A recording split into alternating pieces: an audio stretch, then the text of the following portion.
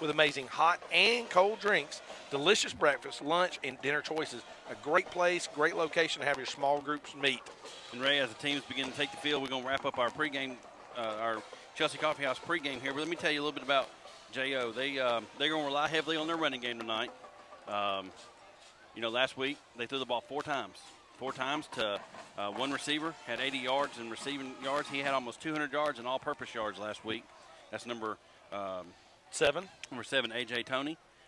And then their receiving or rushing leader had 157 yards rushing last week. So, needless to say, J.O.'s going to want to keep the ball on the ground tonight. And, with us running an odd man front up front, hopefully we can step up and slow that running game down. That's right. Right, let me tell you about our game sponsor tonight is our Chelsea Hornets take the field with Skelton's Heating and Air Conditioning. Skelton's Heating and Air Conditioning offers repair and installation services in the greater Birmingham area. At Skelton's, they believe in quality, honesty, and integrity, and that's the way they conduct their business every day. Skelton's Heating and Air offers quality work at a fair price and combines that with impeccable service. Whether it's residential or commercial, you'll appreciate the technical skill and personal commitment to putting people before profit. 205-277-6055. And that's something we can't complain about this week, Ray, with air conditioning, because we're up top. We're outside. We're on top of the press elements. box. Yeah. So. We're overlooking U.S. Steel. Over to our left, we see the smokestacks. And Greg Robertson here, our statistician, that's half of 104. He was just telling us when he was a kid, he didn't never drive by those smokestacks, and they wasn't just pumping out steam. And now they sit dormant and nothing going on. So a lot of industry here in Birmingham. Birmingham's known for the Magic City, so we are thankful. Brings us to our kickoff sponsor, Ridgecrest Home. Ridgecrest Homes is excited about their partnership with Cool 96.9. Ridgecrest Homes is building homes in the new farmhouse community, Adams Ridge, located in Chelsea behind Publix off Highway 280. Ridgecrest Homes, 205-980-2877 or ridgecresthomes.net. All right, we're going to see this running attack from Jackson-Olin pretty quick here as Chelsea gets ready to kick off. Lando Nichols is set to kick off.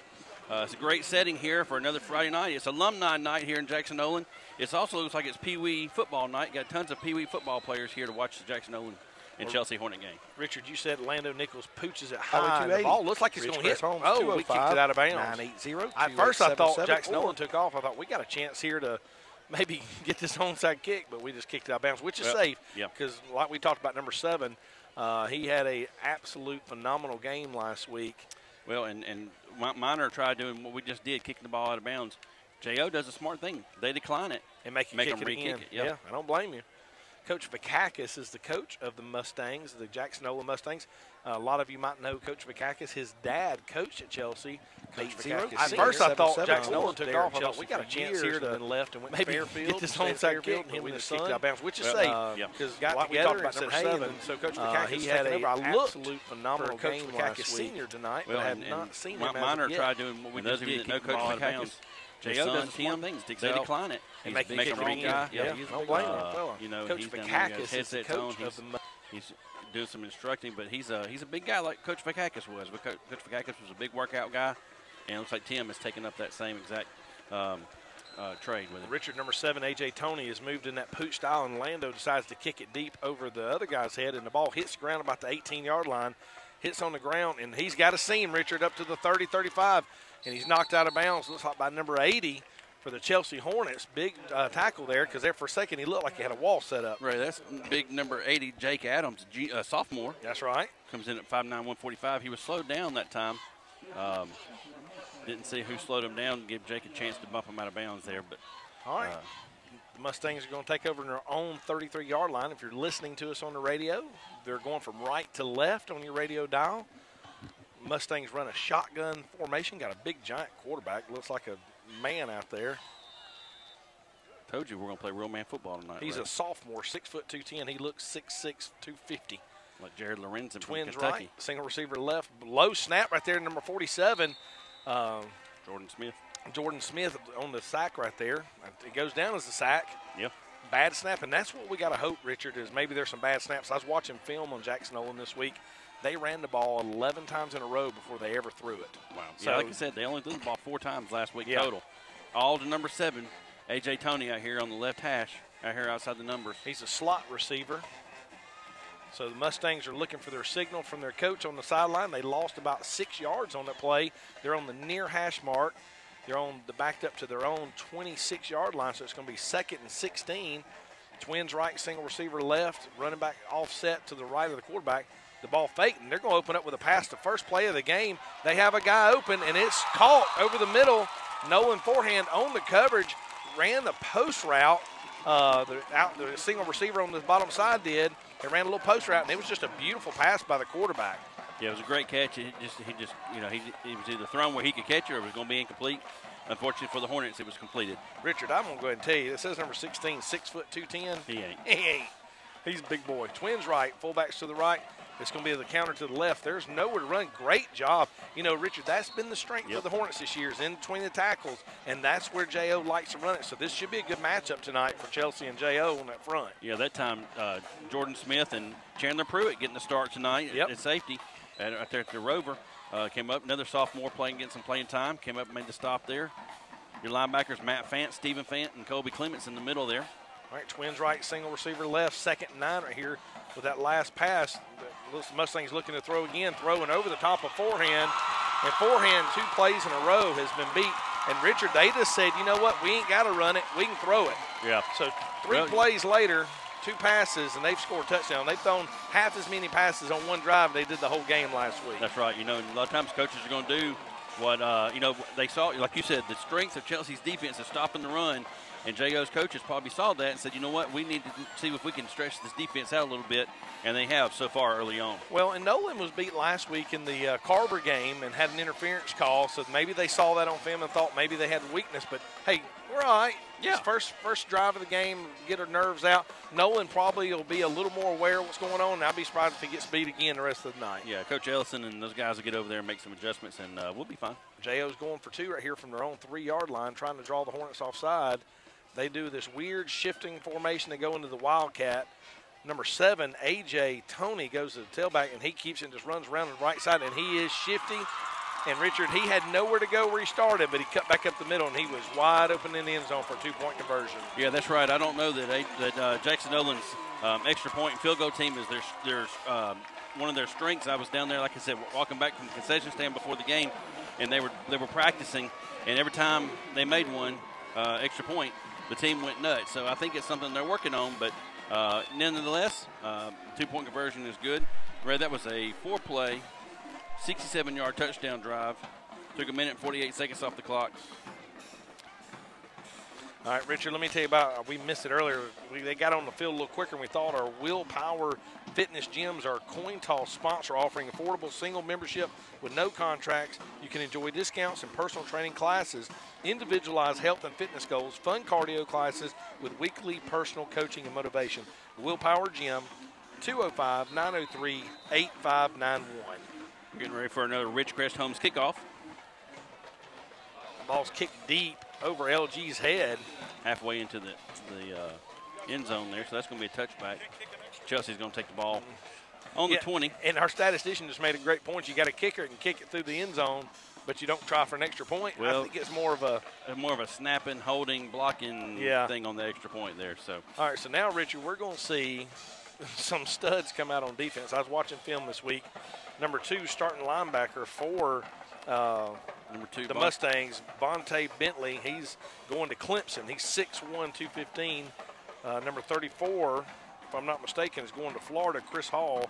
He's 6'1", 185. They're men out there on defense, Richard. Collier Blair gets to start, Twins right, Twins left.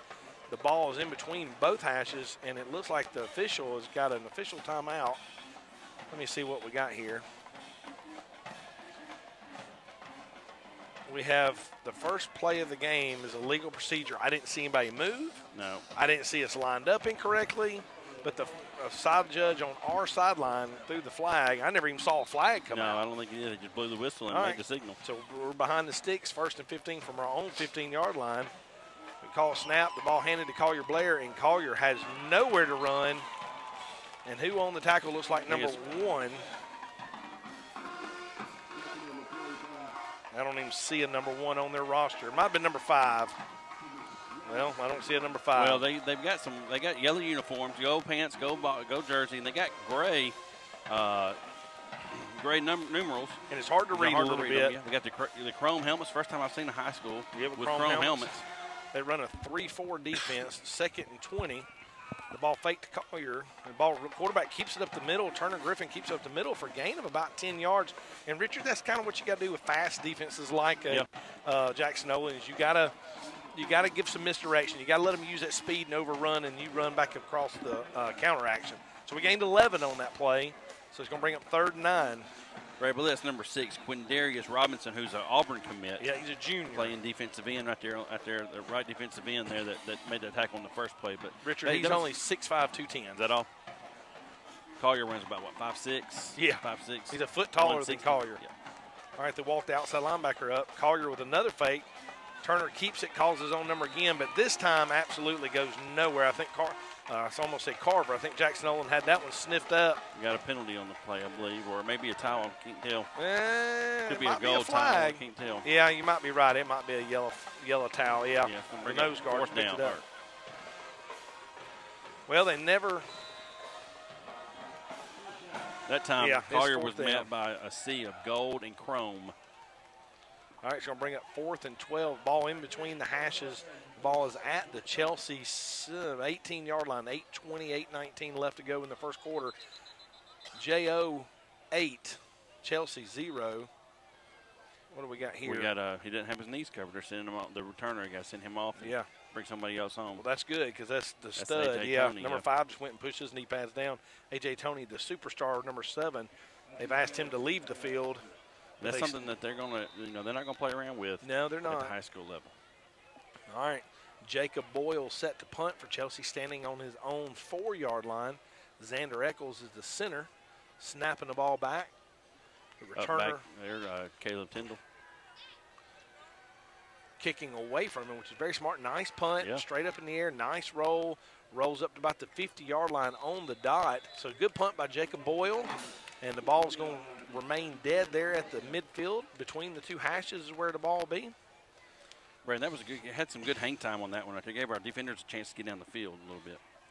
Richard, a while ago, they scored so quick, we didn't have a chance to talk about our touchdown sponsor and our extra point sponsor.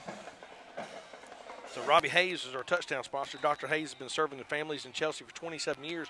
Dr. Hayes is a trusted member of the community and takes pride in providing exceptional eye care. Dr. Robbie Hayes, 6'7", 8'20". Twins right, single receiver left.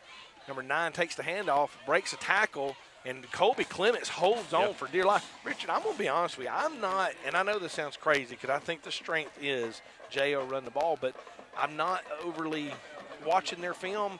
They didn't just blow Minor off the ball last week. And now that they've thrown the ball a little bit, I do worry a little bit about them throwing it. But running, I think we can hang with them. Well, and I do think they got some big plays last week in the run game. They did. Some big chunks of plays.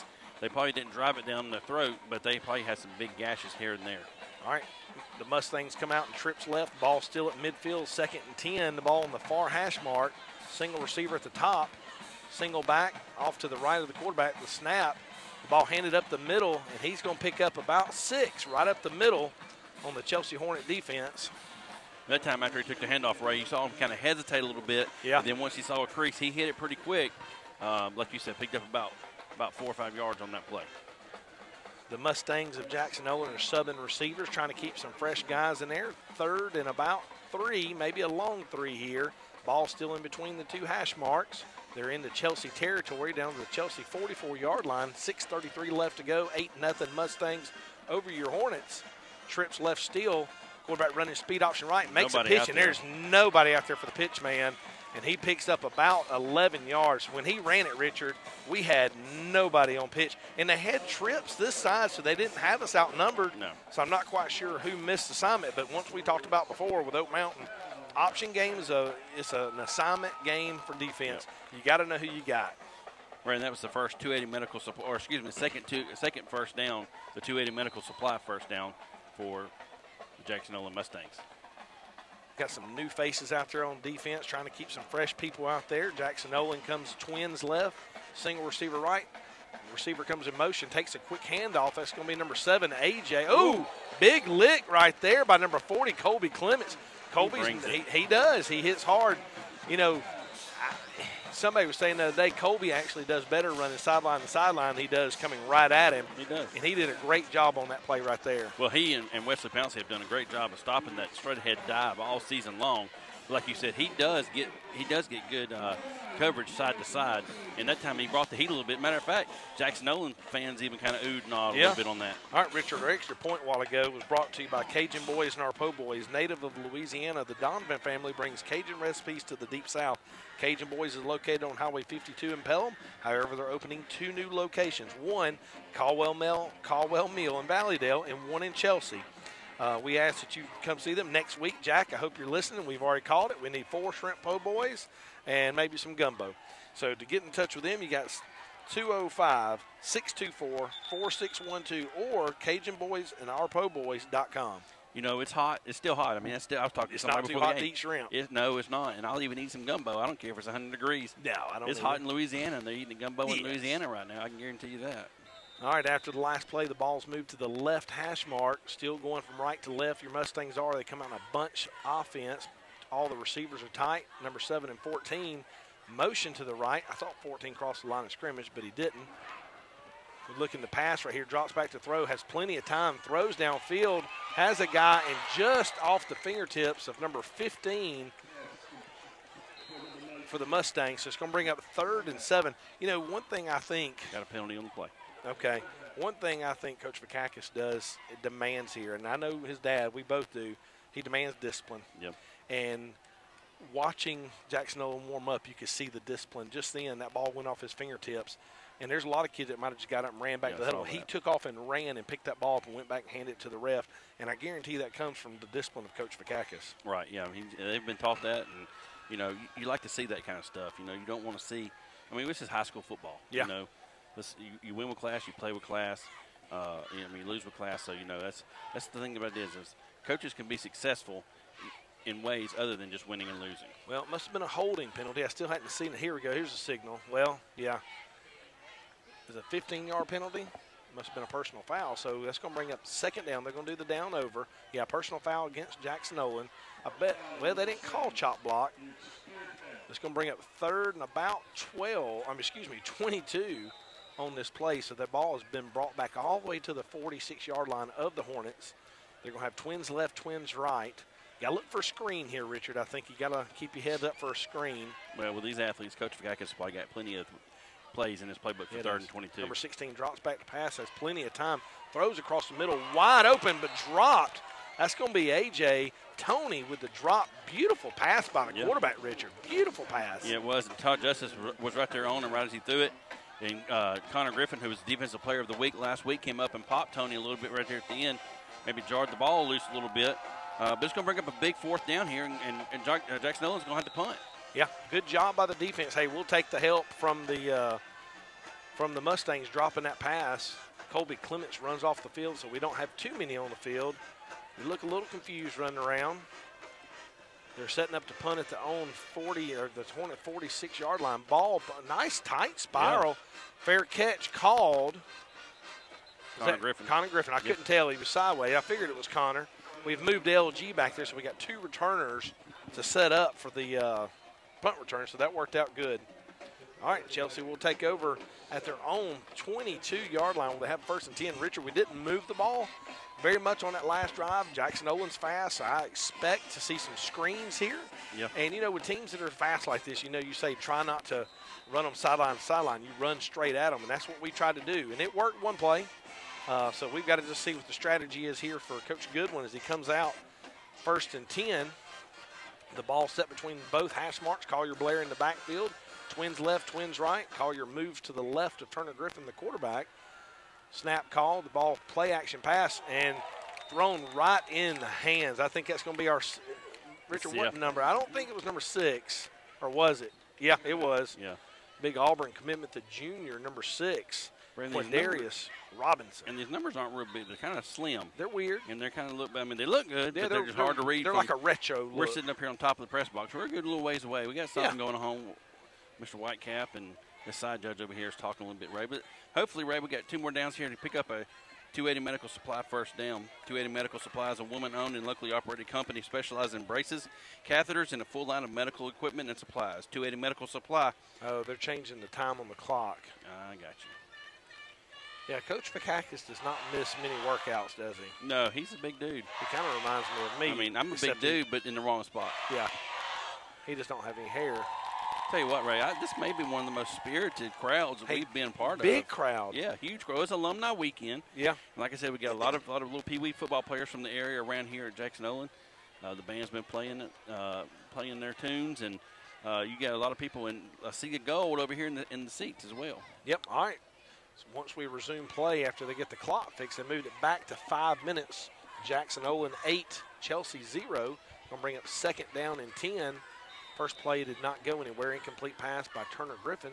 So now we come out trips right, single receiver left. Collier moves from behind the quarterback to beside him. Calls a snap. The ball handed to Collier right up the middle, and there was nowhere to go. We're struggling pushing them big yellow bodies out of the way.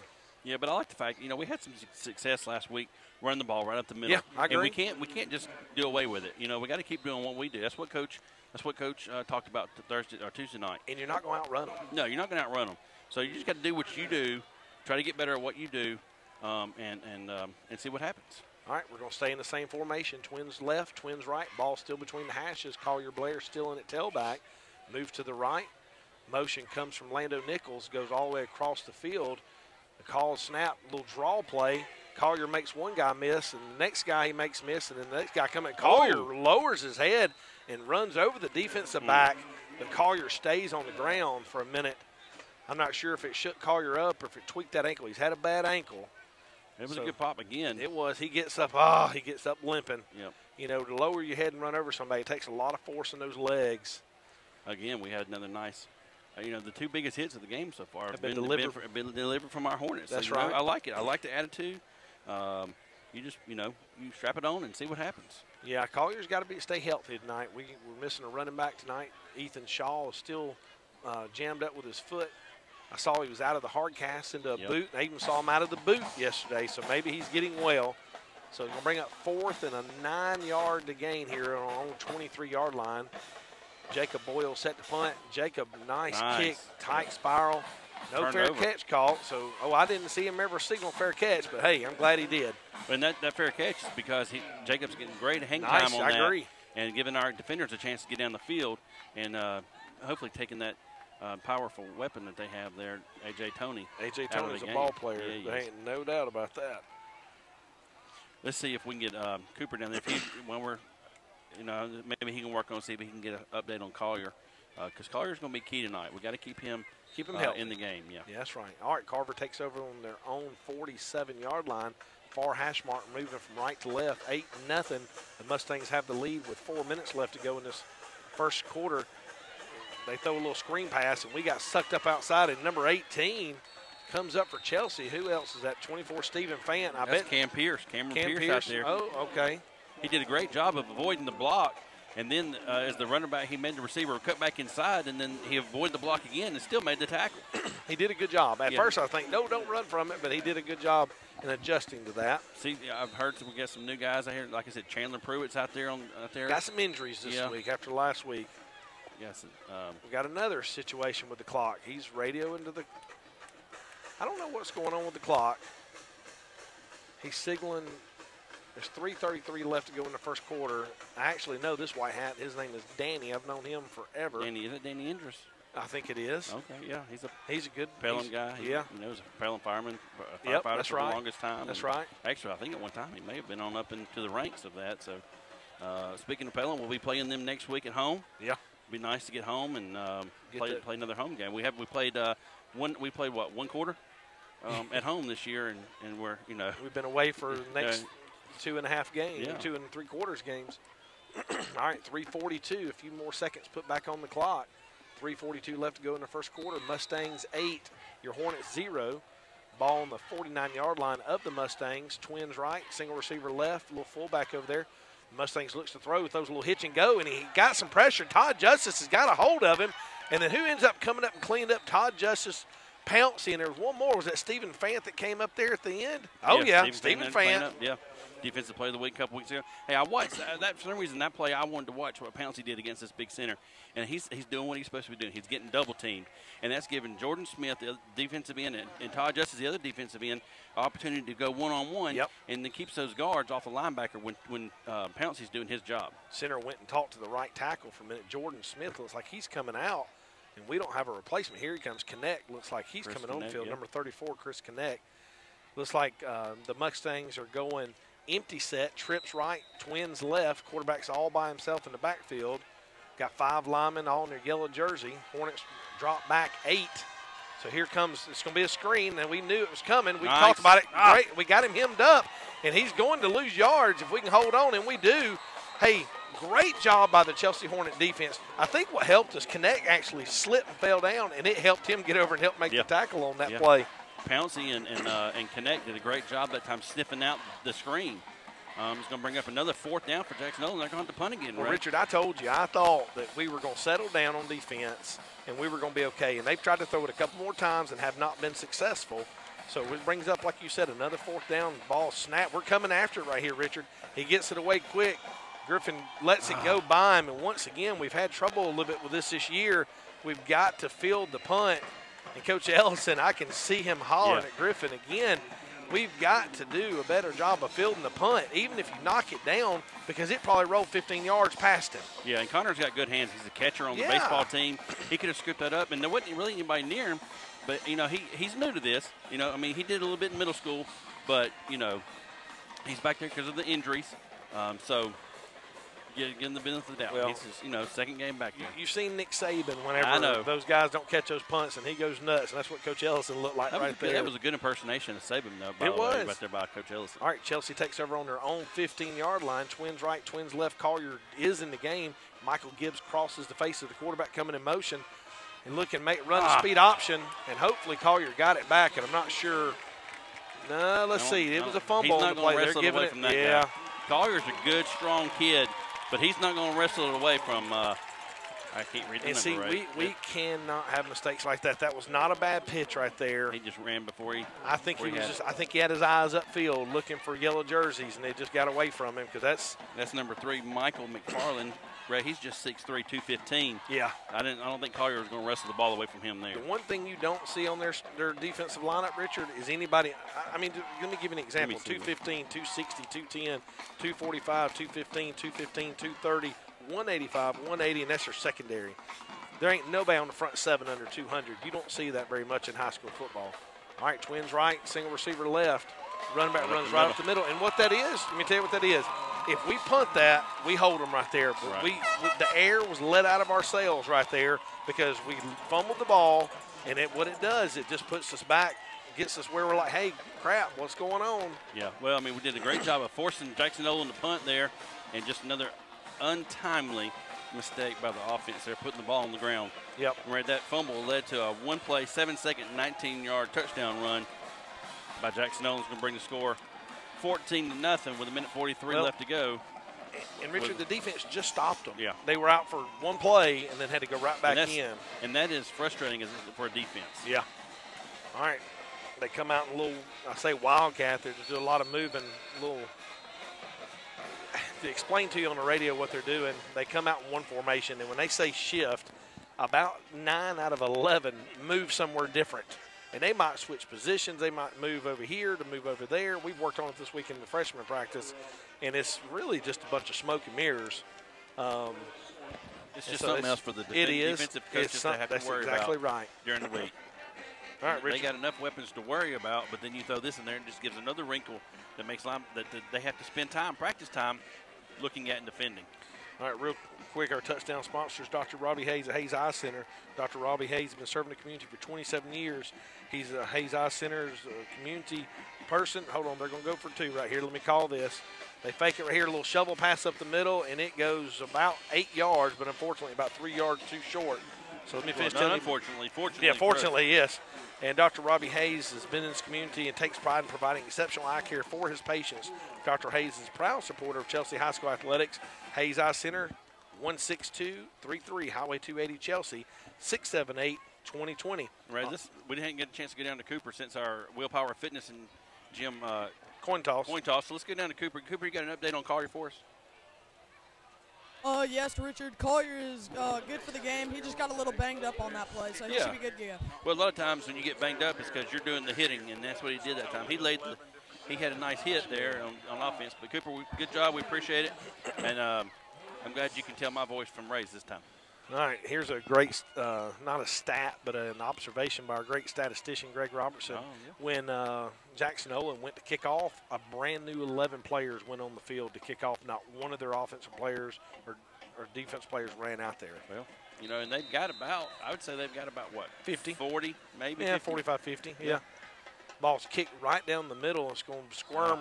Nolan forehand picks it up about the 5-yard line, makes a move, gets outside, has a little bit of blocking, going to get up maybe to the 18, 17-yard line, where Chelsea will take over 1st and 10 right there. Yeah, you know, Coach Stallings would like to see Nolan play shortstop on the baseball team. He'd like to see him get in front of that and keep that from rolling 10 yards behind him. That's you don't want to boot that like you would at shortstop. All right, 1:38 left to go in the first quarter. The Mustangs 14, the Hornets 0. Chelsea has done a really good job defensively. If you just joined us, we just had a turnover on the first play on offense, and when that happened, the Mustangs scored on the first play. Chelsea comes out in a 2-back set, something we hadn't seen a lot of this year. A little quick pass out to number 17, Lando Nichols, and they're going to call hold right there.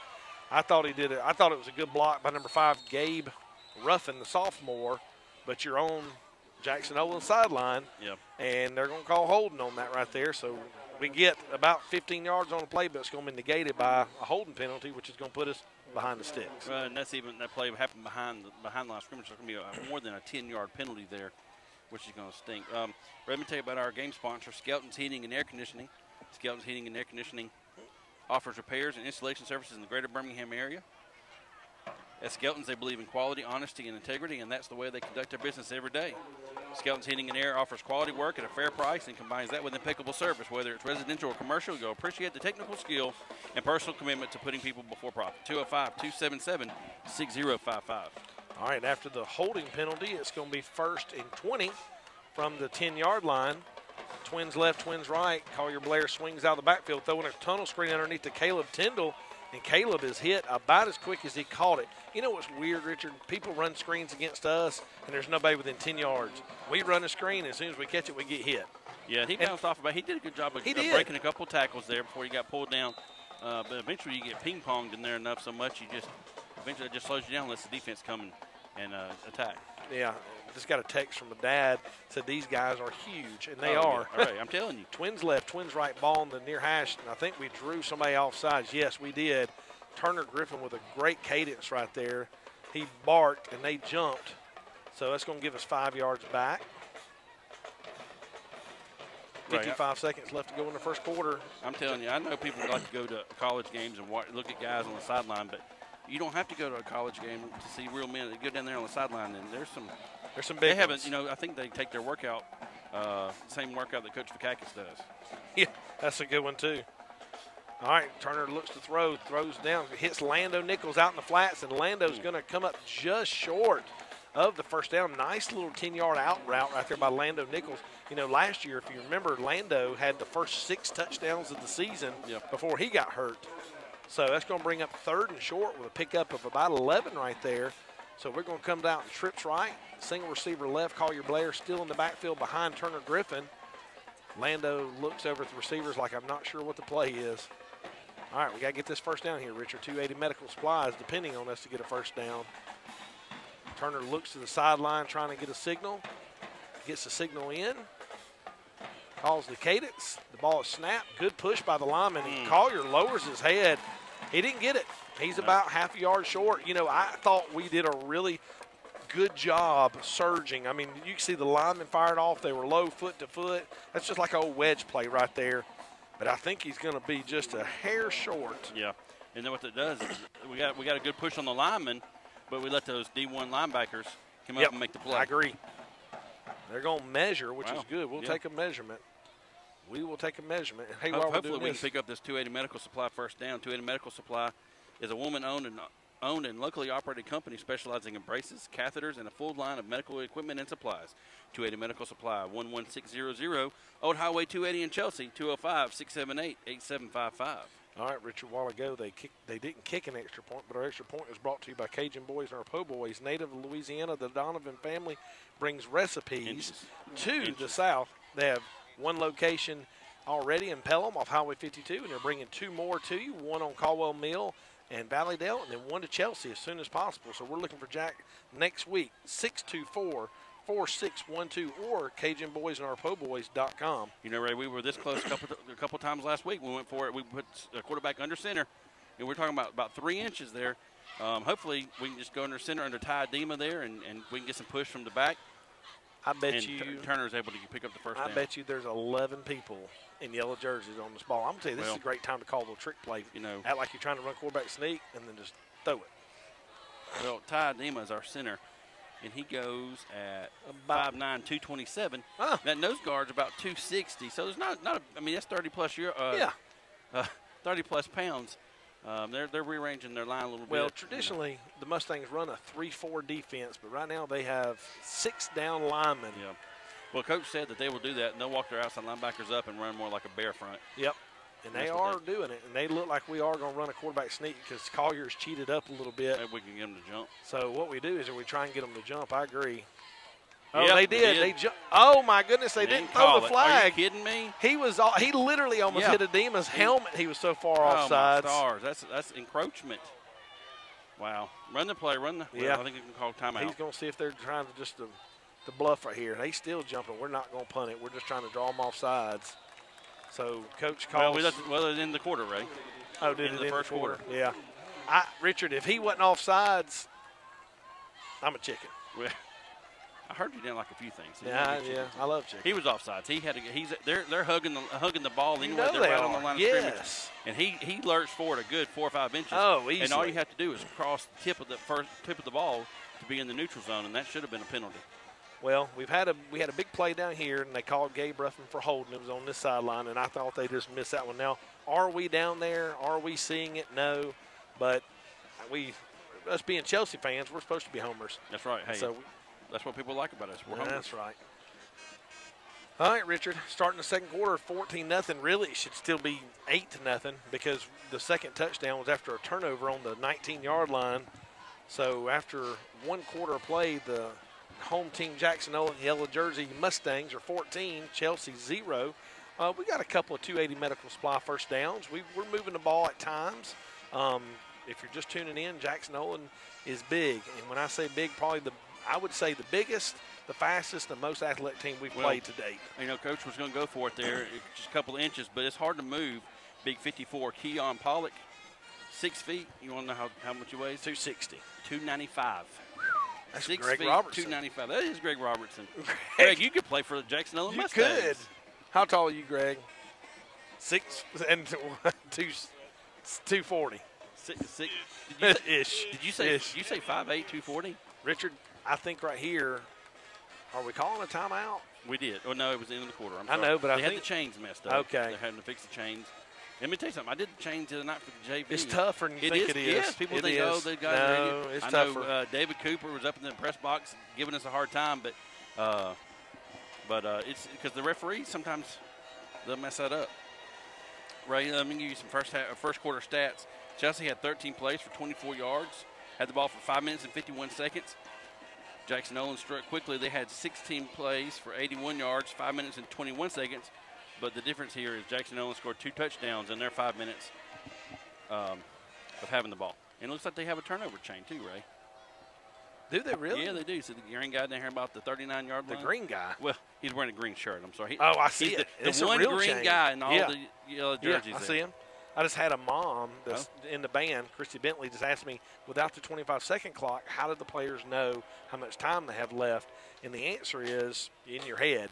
I mean, you got to think, we didn't have 25-second clocks. Colleges, Greg, you're older than we are. Do you remember 25-second clocks back in the day, back in the 80s and 90s? Like a sand dial, yeah. All right, Richard, I think possibly here, look for a fake. I don't know, Ray. I the game agree. is still manageable. Our I defense agree. has played well this first quarter. You know, except for the turnover and the 2 big pass plays, our defense is the turnover wasn't our fault, wasn't defense's fault. But we only had giving up 2 big plays on defense so far. You know, Richard, and I just had a point made, and it is a great point. We're not being very efficient with the officials tonight. It's like we're dragging. Everything's dragging. I'm not quite sure what we're doing. Remember we said last week it was a Thursday night game, and that game seemed to last forever. Well, I see now Coach Goodwin's got both a white hat and one of the back judges talking to him about the 50-yard line. Not sure if it's a question on that offsides a while ago, why he didn't call it. Right. And typically you have to call a timeout to get to talk to the white hat, but being in between quarters, I guess that helped. All right. Well, Danny's a Shelby County guy, so he is. Maybe he. Nevertheless, Yep. Chelsea has the ball 4th and about 3 inches, and they've got the ball on their own 27, almost 28-yard line, and we're, like I said, 3 inches short of having a first down. I'm 3 inches short of being 6 feet, too. Yeah. And, yeah, Jackson-Olin does not have anybody back. Our statistician just made that point. Nobody's back deep for Jackson-Olin right here. They're expecting a fake. They're expecting a fake, or they're coming after it. I think they're expecting a fake. So I think you definitely punt this right here. They've got 8 men on the line coming after it. Good snap, and they were coming after it. Good punt, and we got to get down there and cover. There's nobody to. Yeah, and we ain't got a clue. We got to get. Yeah, we got people looking for the football. Reggie Fisher, bless his heart, he was looking there like he was looking for a drone. Well, I'll tell you what, Jacob Ball has stepped up his punting game in the past 2 weeks. He has done a good job. Yeah.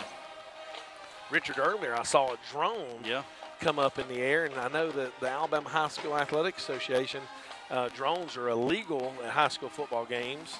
I think y'all dealt with it at Gardendale, didn't y'all? Yeah, we did. I think you can play. I think you can do it during halftime. A lot of times it's the bands, yes, the cheerleaders and the bands, and you know, Jackson-Olin band puts on a good show, and so they must want to see it from bird's eye view. Jackson-Olin taking over on their own 32-yard line in between the two hashes. Twins right, single receiver left, single back. Throw a quick pass. Hitch and go. He's overthrown him, though. It was a hitch and go. Will Sullivan, number 4 for Chelsea, the senior, did a really good job and didn't bite on that hitch and go. They ran a little bubble to A.J. out here, number 7, the superstar, and then they tried to throw deep, and he just overthrown. Hey, this Great sophomore coverage. Quarterback's got nice touch. He does. He have really nice does. touch, yeah. He's bigger. They've lied about how big he is. But yeah, I say lied. They've misspoken. Yeah. I don't want to say lie. Lie is such a strong word. Well, and Chandler Pruitt and Matt Fant, did a good job of sniffing out the bubble screen. Yep. Second down right here. Ball handed off up the middle, and he's got a little running room. He's upended right there. Let's see who was on the tackle. Looks like Connor Griffin. Stephen Fant. Yeah. You know, and I would love. I'll talk to our defensive front this week in practice after this game, and I'm going to ask them if they think this is the most physical, athletic line they've faced, because even though they're not having tons of success, they're opening up a little bit of holes, and this is the first time the Chelsea defensive front's given up a lot of running room up the middle. Well, when you have a multi-talented or a very versatile back like that, it doesn't take but a little crease to give him some running room. All right, third down right here, and we hit him in the backfield. Hold on to him right there. Great job right there. Is that Todd Justice? We just talked about it. Yep. 3rd and 7. See, last week watching film, that's what Jackson-Olin did. They ran it. They ran it. They didn't give up on the run. It's kind of like the old, the movie Remember the Titans. He says, like Novocaine, give it time, it'll work. Yeah. And right now, it's not working. As a defensive coordinator, especially in the region that we play, my thought was always stop the run first, stop the run second, then worry about the pass. That's right. Good call. High snap. Chelsea's coming after it. End over end punt shanked off the foot of the punter of Jackson-Olin. The ball hit about the 50 and rolls down to the 42-yard line of the Hornets. So they will take over 1st and 10 with 10:27 left to go in the second quarter. Mustangs 14, your Hornets 0. But, Richard, I feel like this is the drive. You think so? I do. I got a feeling. We're going to get us a Robbie Hayes Eye Center touchdown. Yep, and then the Cajun boys, our Po boys, extra point. And we can have us a Ridgecrest home kickoff. Hey, let me tell you, our kicker, number 90, he was kicking 47-yard field goals in warm-up. And I believe he was also captain tonight, right? He was. All right, the ball on the far hash mark. Chelsea's moving from right to left now. That second quarter, trips left, single receiver left. Turner throws a quick pass. It was almost intercepted. And, oh, my gosh, Richard, how quick he got out there. That was a hitch by the single receiver at the top of the field, and the outside linebacker almost intercepted it. That was a little 7-yard hitch. He just sat down, and before Turner could get the ball out there, and Turner's got some zip on the ball. Yeah, he does. But that outside linebacker just stepped in front, almost took it to the house for 6 for the wrong team. Well, you read an article on the way here that Coach Vakakis says he thinks he has the best defense in the state. Yeah, and several people agree with him. Yeah, there's a lot of people that agree. Right now, Chelsea would agree with us 0 points and not a whole lot of yards. 2nd and 10 for the Hornets. The ball thrown quickly to number 6, Michael Gibbs. Michael doing a little too much dancing. Richard, and I'm just saying, he's got to catch it and get upfield. Yeah. He tried to do too much dancing. Just get upfield and get you about 6 yards instead of getting 4. Yeah, because 3rd and 3, 3rd and 4 is a lot better than 3rd and 5. All right, Not a lot better, but it's somewhat better. A little more manageable. Yeah. 3rd and 7 here for the Hornets at their own 46-yard line. We have trips left. Single receiver Doug Wood, the single receiver to the top. Collier Blair remains in pistol formation behind Turner Griffin. And Turner and Caleb Tyndall having a conversation trying to figure it out. Caleb now sticks it as wide receiver. Collier slides to the right. The cadence is called. Tried to draw them off sides. It did not work. Coach signals in the play. Jacob Boyle, I'm not sure, got the play. Ball snapped. Going quick out route. Oh, just over the head. That's going to be Michael Gibbs. And Richard, even if he catches, he's short. He ran, I mean, it's 3rd and 7. He runs a 5-yard out route. Yeah. And if he catches, he runs out of bounds 2 yards short of the first down. Yeah, you got to know where the sticks are. You got to get past the sticks. That time Turner kind of threw off his back foot a little bit. He was getting some pressure up the middle. Had to let go of that pass probably a little bit sooner than what he wanted to. All right, Jacob Boyle running the sideline, throwing towels and everything else at the sideline. It's going to be 4th down and 6, maybe 4th and 7. Chelsea has the ball at their own 46-yard line. So right now I would definitely say we're struggling a little bit offensively. This doesn't seem like we've got in sync tonight, and a lot of that's got to be attributed to the speed of the defense for Jackson-Olin. Good snap. Nice end-over-end punt, directional punt away, and it's going to roll away good. And the returner has to get away from the ball. Great job by Jacob Boyle. Another good punt. Chandler Pruitt mixing it up with some of the yellow Mustangs down there on about the 37-yard line. I'll tell you what, Boyle, I'm really impressed with his punting, and he's doing a good job of kicking it away from Tony tonight, which is going to be big. I mean, that was a big difference last week in the minor Jackson-Olin game was Tony's A.J. Tony's play, including his kickoff return. Yeah, I agree. All right, 9:18 left to go in the second quarter, 14-0. Jackson-Olin has the lead over your Chelsea Hornets. They will take over 1st and 10 at their own, about the 14, 13-yard line, depending on how you want to look at it. Twins right, single receiver left, fullback in the backfield along with the tailback. Quarterback looks to throw a quick little out, and it was down. We got a flag, so either that's going to be a legal procedure or it's going to be offsides defense. And it better not be offsides defense.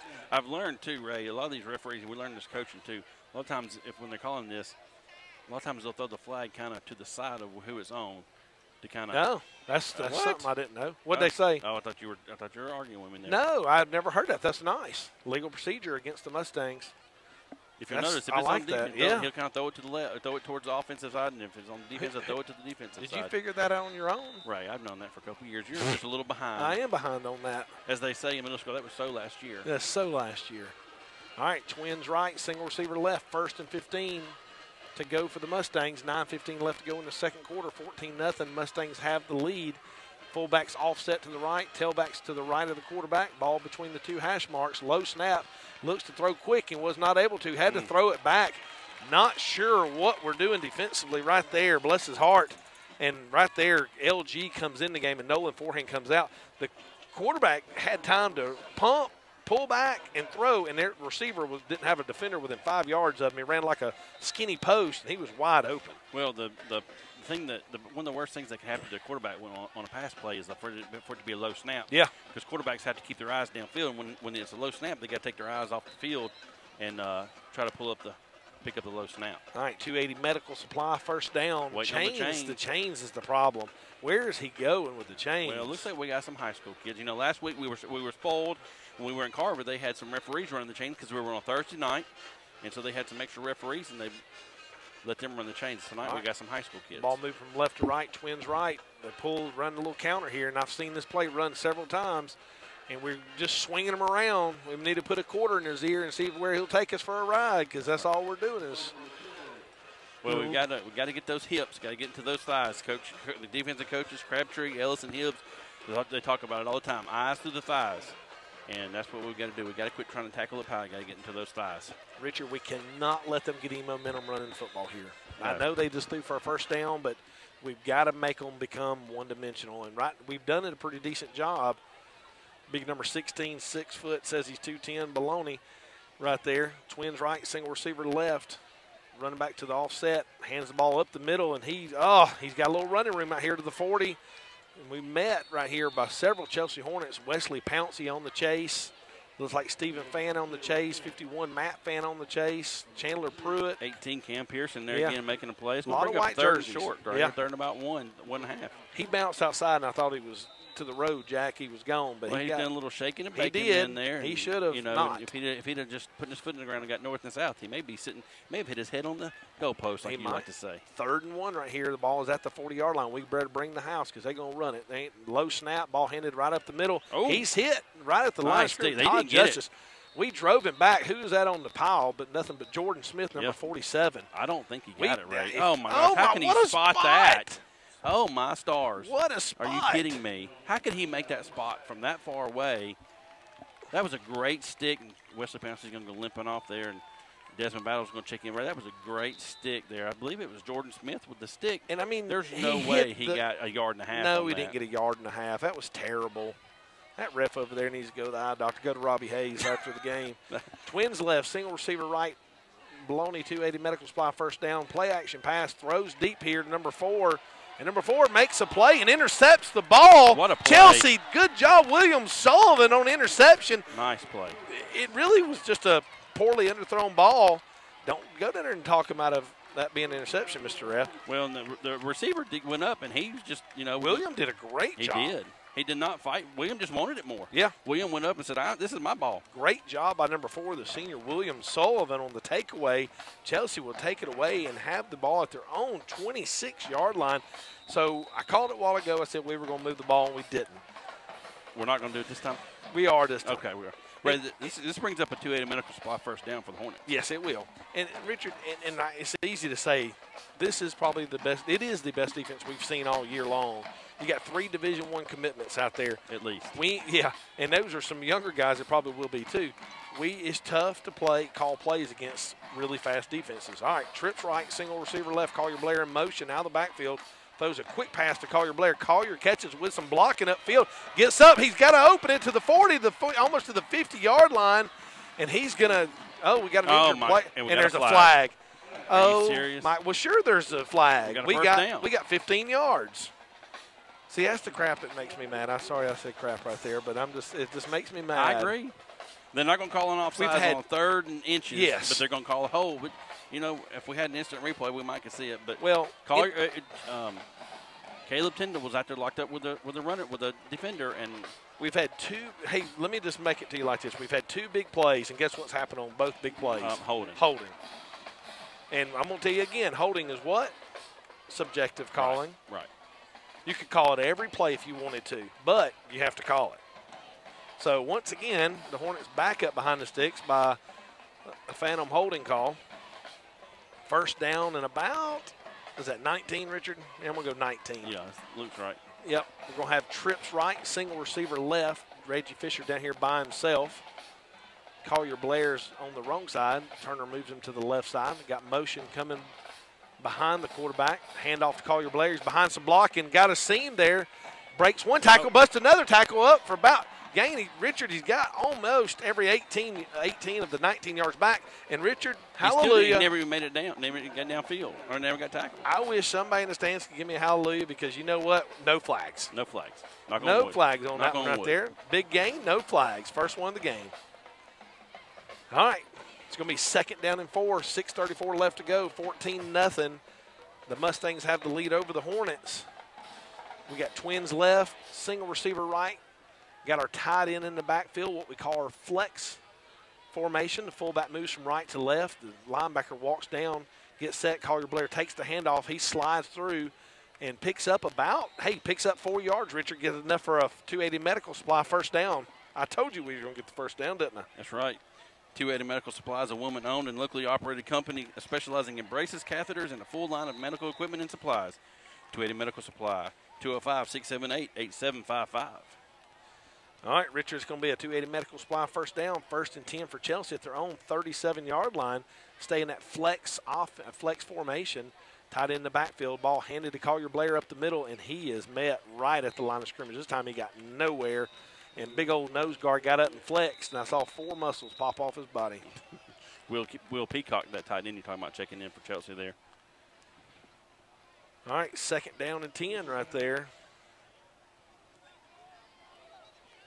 Hey, I'm going to ask for a radio check here. We had somebody text us and tell us that we're off the air. If you can hear us, you should be listening to us on your app. If you're back in Chelsea at cool96.9.com, use your Android or iPhone app to listen. And that may just be it might have just been that. It could have been 9.7. So we're looking for anybody that's listening. I'm sure hopefully here in a second my phone will blow up or Richard's phone will blow up and let us know we are live on the air. No flag. We got it. The app is broadcasting.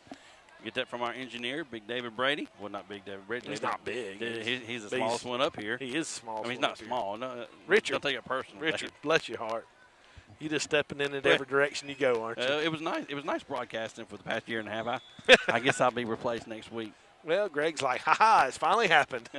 Well, we tried replacing you last year with him, but I'm not the one that travels to get to go to Boston. And well, work calls. I had to go to North Carolina this week for diversity training, and it was wonderful. I bet. It sounds like a blast. It was. It was. Ray got a text from Cooper Griffin down there. He says Wesley Pouncey's good. He should return shortly. All right, Brother Tim just texted me. He's listening to us. Is he at the beach again? No, he's not at the beach this time. He's at time. home. He said he texted me today.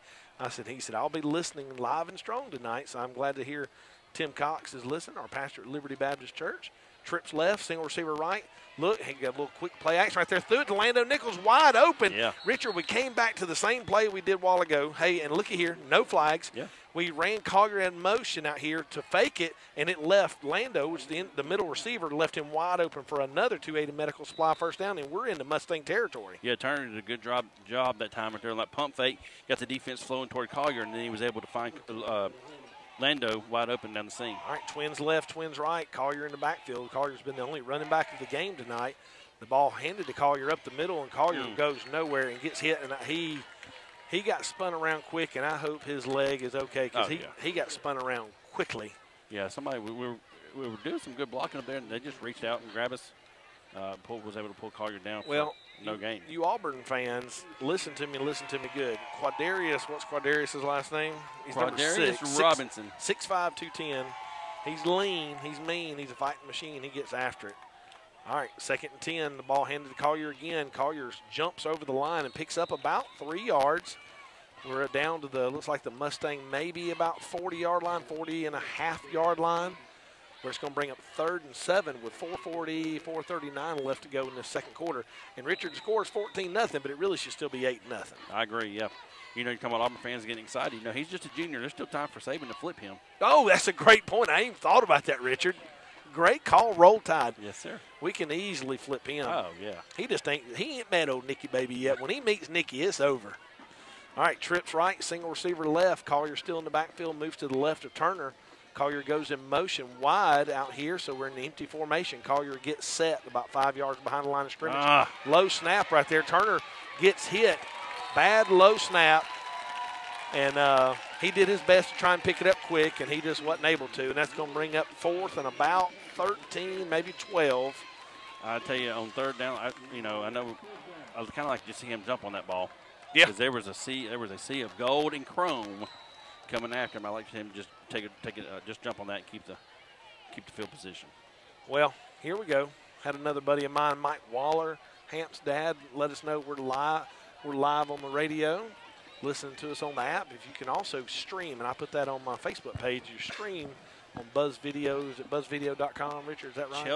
Chelsea Buzz. Media Buzz. Yeah, I knew YouTube. Buzzer somewhere. All right, good snap. Jacob Boyle catches it. Nice punt. Oh, my goodness, looked like a Ray Franklin punt. And it's going to hit and take a Chelsea roll, and it's going to roll down to the 3-yard line. JO 3-yard line. Nice Great job by Jacob Boyle. Richard, he's been our biggest weapon tonight on the punting game, and he's done a great job, and there's not been one return tonight by number 7, A.J. Tony. I had to think about it for a minute. I almost said Freer because we know an A.J. Freer. But we do A.J. Freer. Matter of fact, our 8th grade took one on Chin last night got beat by Calera. Hated to hear that. 7th grade won. Yeah, Didn't so get both scores. of them were 2-1. Yep, having good seasons. JB had a big game, big win the other night Yep. against Carver. 34-14.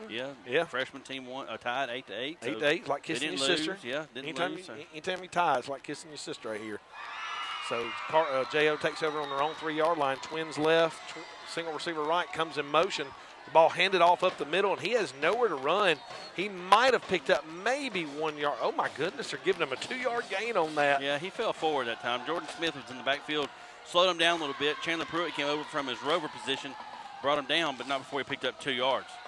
All right, 2nd down and about 8 right here. The ball is on the Mustang 5-yard line. Got us a little dance going on here. here. Got a little dance going on. I'm going to join in a second. Please don't. We're on top of the press box. This thing starts swaying. We may end up on the ground. That's a good point. All right, we'll have Twins left, single receiver right. Fullback is offset behind the guard and tackle. Chelsea's in their 3-3 defense. The ball handed off up the middle again. He bounces outside. Colby Clements on chase, gets blocked, and stiff arms one guy, and he's going to pick up about 6 yards. Colby Clements got blocked right there, and then the next guy got stiff armed to the ground. Well, that play was supposed to be up the middle, but Jordan Smith did a great job clogging the hole up. But unfortunately for us, the guy was able to bounce outside and pick up almost enough for a first down. It's going to be 3rd and 3. Yep, Richard, let me tell you, you say it's supposed to be up the middle. I've watched enough of their film. They make it look that way, and I think it's designed to look like it's going because they pull that guard and tackle, and then as he does, he hits that seam, and then it kind of bounces off the end. And it's kind of designed. Film with you. You need to be watching. I can give you my huddle account, and you watch. I got a huddle account. Log in and watch. You need to be watching. All right. Single receiver is a little closer. Ball in the left hash. It was snapped a little quick. The running back's got running room. He runs, slap over number 25, Connor Griffin. But guess what? Connor held on for dear life. Right. What did I say? Did I say something wrong? No, I said that's right. Yes. I agree with you. Yeah, 25. The senior come up and made the tackle. Got hit and got kind of run over, but he held on for dear life and made the tackle. We're going to bring up a Chelsea Medical Supply first down for Jackson-Olin. Yeah, 280 Medical Supply first down. Jackson-Olin has flipped the receiver's ball still between the hashes. 1st and 10 for Jackson-Olin. The running back is starting to find some running room. He's breaking tackles. Big number 29, the sophomore Chandler Pruitt on the tackle. One thing I love about Chandler, he's not scared to hit you. He don't care how big you are, what grade you're in, he's going to come hit you right in the mouth. Chandler's got decent size. He can come 6'1", 175. He's a decent sized kid. Yeah, for a sophomore. Yeah. Unfortunately, he's going up against 6 guys that are 6'3", 210. All right, 120 left, 14-0. Jackson-Olin is driving the ball up to their own 32-yard line, looking for a quick pass, and he's got a cushion out here. Oh, my goodness, what a cushion he's got. But that's okay because you know what? William Sullivan had the interception a while ago. He had about a 10, 12-yard cushion right there, and he threw a little quick hitch. And that's Coach Fakakis saw that. But you know what? It's now 2nd and 3 instead of a touchdown. That's right. Chandler Pruitt and Will Sullivan combine to make the tackle there. Knock him out of bounds, stop the clock with 1 minute and 11 seconds left to go in the first half. Chelsea down 14-0, but J.O.'s driving.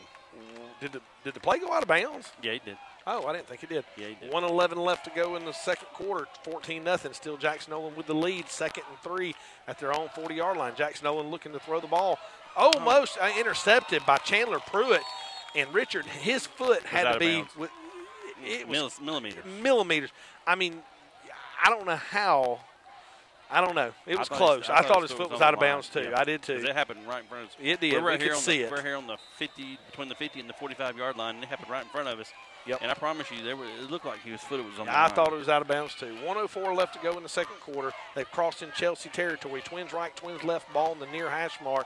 Going left to right, the Mustangs are. Looked like the left tackle moved early. Jordan Smith on some pressure. Throwing across the middle, and shocker, I thought Chandler had a little interference right there. It was close. They didn't call it. He had his right arm on the back of him there and reached around the front. Looked like, that was a decent play there. Yeah. Undoubtedly, they said that right arm was not going to interfere. Well, he twisted him a little bit. I thought that was interference. We got away with one right there. We'll take it. We're owed about 17 more. So we'll take 17 more, and we'll leave here happy. All right. Jackson-Olin comes out in an empty formation. Trips left, Twins right, quarterback by himself in the backfield. We got 8 deep, 3 rushing.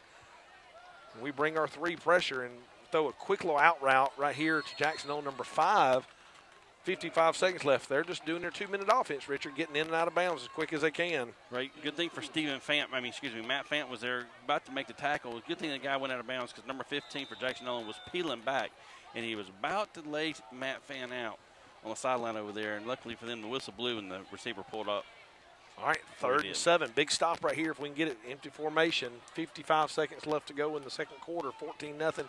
Jackson-Olin. Quarterback looks, drops back, throws a quick pass right there in and out of the – it went in his hands and stayed in his hands. That's a good little sit-down route right there by number 15 for Jackson-Olin. He ran about 10 yards and just turned around. Yeah. So they had ran a what you call a flood route. They had one guy about 5 yards and one at 10, and they kind of bracketed us right there, and they got the first down. Ray, you said this quarterback's a sophomore for him? Yes, what he says. All right, well, he's a sophomore, and that guy from Oak Mountain, a freshman. We've seen 2 really young quarterbacks this year. I agree with you. All right, single, twins right, trips left. He's looking to throw down the middle of the field. He's got some run room. Looks like he was across the line of scrimmage right there. Has a guy open. Nice Richard, play. Was he not across the line of scrimmage when he threw the ball? He was standing the ball. The line of scrimmage is on the 31. 32. 32. He threw the ball from about the 30-yard line, I believe. It is, you're right. It's at the 31 and a half. He was right on it if he wasn't past it. But that was a great play down there by Connor Griffin. Went up, try to high point the ball, getting the receivers field of vision there, and was able to keep him from yep. Looks like Coach Kakis has called a timeout here. I'd love to – there's TV guys over beside us that'd love to know if he was across the line of scrimmage. We need a TV. David, here's what we need you to do. We are doing radio, and we love this radio. But if we get a monitor right here that we could watch instant replay. Can we get a feed from you know how much better we would be? Ray, I don't know if we can get much better. Well, that's a good point. All right, 40 seconds left to go in this second quarter. Touchdown lead, 14-0 by the Mustangs. What you got, Mr. Powers? Well, I was going to say we're getting ready for our American Tree Maintenance halftime. American Tree Maintenance has solutions, providing responsible monthly services with seasonal treatment. ATM, as elected to be called, has one goal in mind, making your property have the wow factor. Custom plans are created for each property. American Tree Maintenance, 205-669-1925, or call ATM.com. Speaking of halftime, you're going to have the opportunity to interview Coach Smitty. If those of us that are those guys that are watching it online at home, streaming, he's going to have a little talk, be able to talk with you a little bit and tell you how they do that. All right, trips left, twins right, empty formation, quarterback by himself. We're rushing forward, bringing a little blitz off the outside right here. Quarterback looks to throw. He's going to have it. He has a guy open. Ball, great job. Who was that? I believe that's Cam Pierce. It was Cam Pierce. On the play. I think they're going to get for defensive holding before the ball was thrown earlier. Well, sure they are. Or that or offense. It's either going to be defensive holding or offensive pass interference. Let's not be optimistic. Hey, let's not take away from the play that Cam Pierce who's getting his first start tonight out there at Hornet. He did a great job of knocking that ball away. Isn't it amazing that we're the only team that does penalties? We're either holding on offense or holding on defense. And I don't know why they got a huddle. They put these microphones on and they got the earbuds to keep from all the huddling so they can just talk to each other.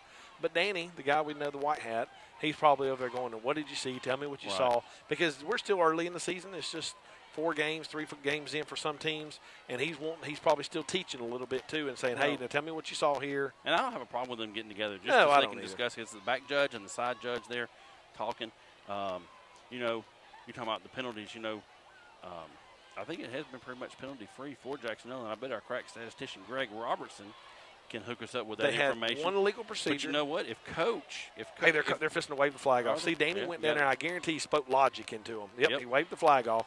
Danny went down there and said, look. That's why I like it. That's why I like when they get together. Yeah, sometimes it's good. A lot of times it's not. Richard, by the way, again, that was a great breakup by Cameron Pierce. Great job. Getting his first start on defense. Because he was beat. Yeah, he was. And he did a good job of breaking the ball up. Chelsea has 3 for Richard. Greg, you just made that up. 3 for 25 penalties for us, 3 for them. A little screen pass right here. Jordan Smith coming on the tackle. And there's not blocking back on Jackson-Olin. Great job by Jordan Smith. He came out here, and his guy got knocked down that was blocking him, and so he kind of blocked the hole, so the receiver had nowhere to go. So that's going to bring up a long 4th and about 15 for Jackson-Olin here with 27 seconds left. I would not expect to see Jackson-Olin's field goal team trot onto the field. Or their punting team. I imagine they're going to sling it deep right here, Richard. Now, here's what I'm going to go ahead and tell you what's going to happen. Look for the middle of the field. Look in the middle of the field. Yep. Carver had success last week in the middle of the field. We got to look. We got 2 safeties here. It looks like we're going to cover 4. Oh, looks like right here we're on top of him. The ball was hit, intercepted by number 25, Connor Griffin, and he's going to bring it up to about the 14-yard line. Do not tell me. They're going to call roughing the pass. Was it roughing the passer or was it late? Was it holding on? I don't know. He threw it and we hit him, so I don't know if they're going to call roughing the passer or not. He's holding the spot. Yeah. Danny went down and told him, the white hat went and told him to hold the spot. So let's see what the guy. Holding. It was holding. They was holding Todd Justice. Todd, he did. I did not think it was roughing the passer. He hit him, and that caused the ball to flutter. I agree with you. And then it was able to. So we're going to give Todd half an interception there, or maybe a fourth of an interception. Well, his pressure caused the interception. Right, so good job by the senior 25 Connor Griffin to get his eyes up. Now I'd like to see him drop the interception, so we'd have the ball back up here about the 35-yard line. So offensive coordinator, you got 20 seconds left to go. You're on. You take a knee. JO's 19-yard line. You take a knee. You're hand the ball off here, right? You take a knee. Well, or you hand it off. And he goes nowhere. So I was listening to this. Did you know I was listening to what's the school? Gardner. Oh goodness, a school from Savannah. I heard on the radio this morning talking about offense coordinator, and it was Miguel Tulin out of Mobile area. Mm-hmm. They went over and played. They called it the Battle of the Border, Battle of the state lines or something. And Miguel Tulin. Hey Cooper, you think he can catch Coach Griffin? Coach Goodwin. See if he can give you something real quick here at halftime. See if he'll give you a little bit. I don't see. I see him. There he is. Oh, I see him with his long sleeve gray shirt on. Oh, here he goes. Just ask him how he thinks the first half. Ray, I'm here with Coach Goodwin of the Chelsea Hornets. Coach, what went well for you in the first half? Well, I thought our defense played really well. I agree. They're making them earn some things. We gave up 2 big plays for the second score, for the first score, and on the second score there, we turned the ball over deep in our territory. So obviously that's got to get better. But I think our defense is playing well. Coach, what adjustments do you and your team need to make going in the second? Well, we need to find a way to move the football. They're big, strong, and physical, and outweigh us in a lot of spots. But we're going to go in here and try to figure something out for the second half. All right, thanks, Coach. Cooper went with a 2 question. That's the way to be brave. Yeah. Hey, we've never had a guy go 2 questions on the coach at halftime. Great job right there. Coach is feeling good. Yeah, he is. And his defense is playing well. That's right. They really are. We're going to turn it over here to the Chelsea High School Marching Band. Here's your American Tree Maintenance halftime show. And now we hope you enjoy the Marching Hornet Pride Band.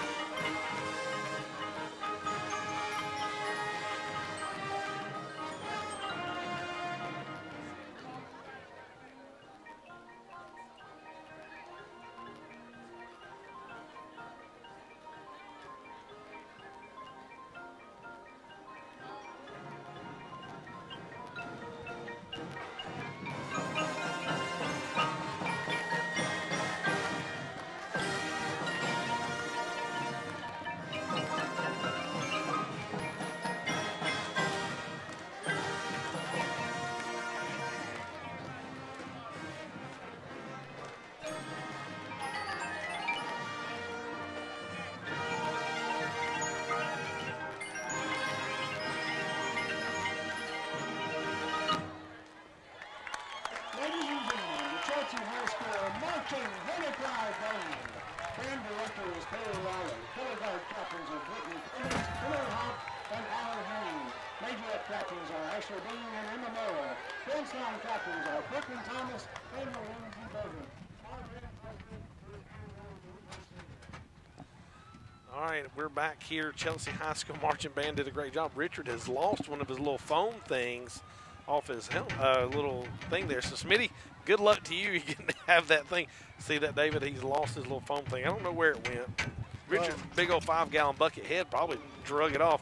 So we have Andrew Schmidt here. He is one of the teachers, coaches at Chelsea High School. He also runs the, what would you call it, tell me what you call it. I run the journalism program at the high school and the broadcast journalism program at the high school. How many students do you have involved in that, Coach?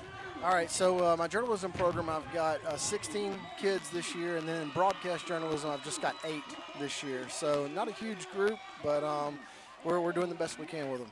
Well, and I noticed Miss Wren, Peter Wren's a football player. His sister is running the video today. She seems to run it every week, which is a good thing. Do you try and rotate the kids through? Do they have it? Is that part of their classwork? It is part of their classwork, and China's done a great job. She was kind of anxious to do it. She was helpful because she comes to the games with her brother playing every week anyway. But starting next week, we'll have some of our other people in the class rotating in and taking part in that as well. And Philip Dyson has also helped earlier this year. Yep, I know Philip. I coached him when he was in 5th grade, 6th grade, and Philip's a good kid. So let me ask you this.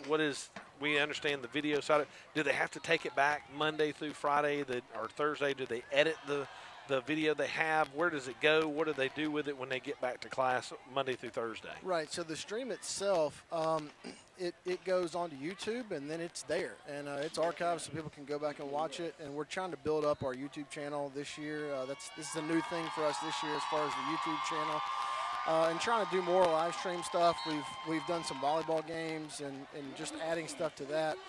During the week, we do video editing really on other projects within the school. We don't really go back and do any post-production on the football games themselves. So let me ask you a question. I've seen other schools have a broadcast in the mornings, like students would do like a news break. Does Chelsea do anything along those lines in the morning or anytime? Is there monitors around the school for that to be broadcast if they did do it? Well, that's something that in the past had been done, and I think some teachers got aggravated that their first period class was getting interrupted by too much, and I understand that. But this year we've got a new halftime period in the middle of the day, and that is something we're looking at doing some announcements, and we've got some screens in different spots in the school where kids hang out during that halftime period to play that. A lot of our focus in the fall goes towards those live stream events. But that's something that we are looking forward to trying to set up as the school year moves along. So is this a passion of yours? Is this something you did when you were in college or high school? Where does this come from? What makes Smitty, Andrew Schmidt, say, yes, Principal Trucks, I will take this class and I love it? Is that a fair statement? Well, so I did an undergraduate degree in journalism and worked in newspapers, the writing side of journalism, print journalism for about 5 years before I got into teaching. And so I guess maybe my 3rd year at Chelsea, our previous teacher that did the journalism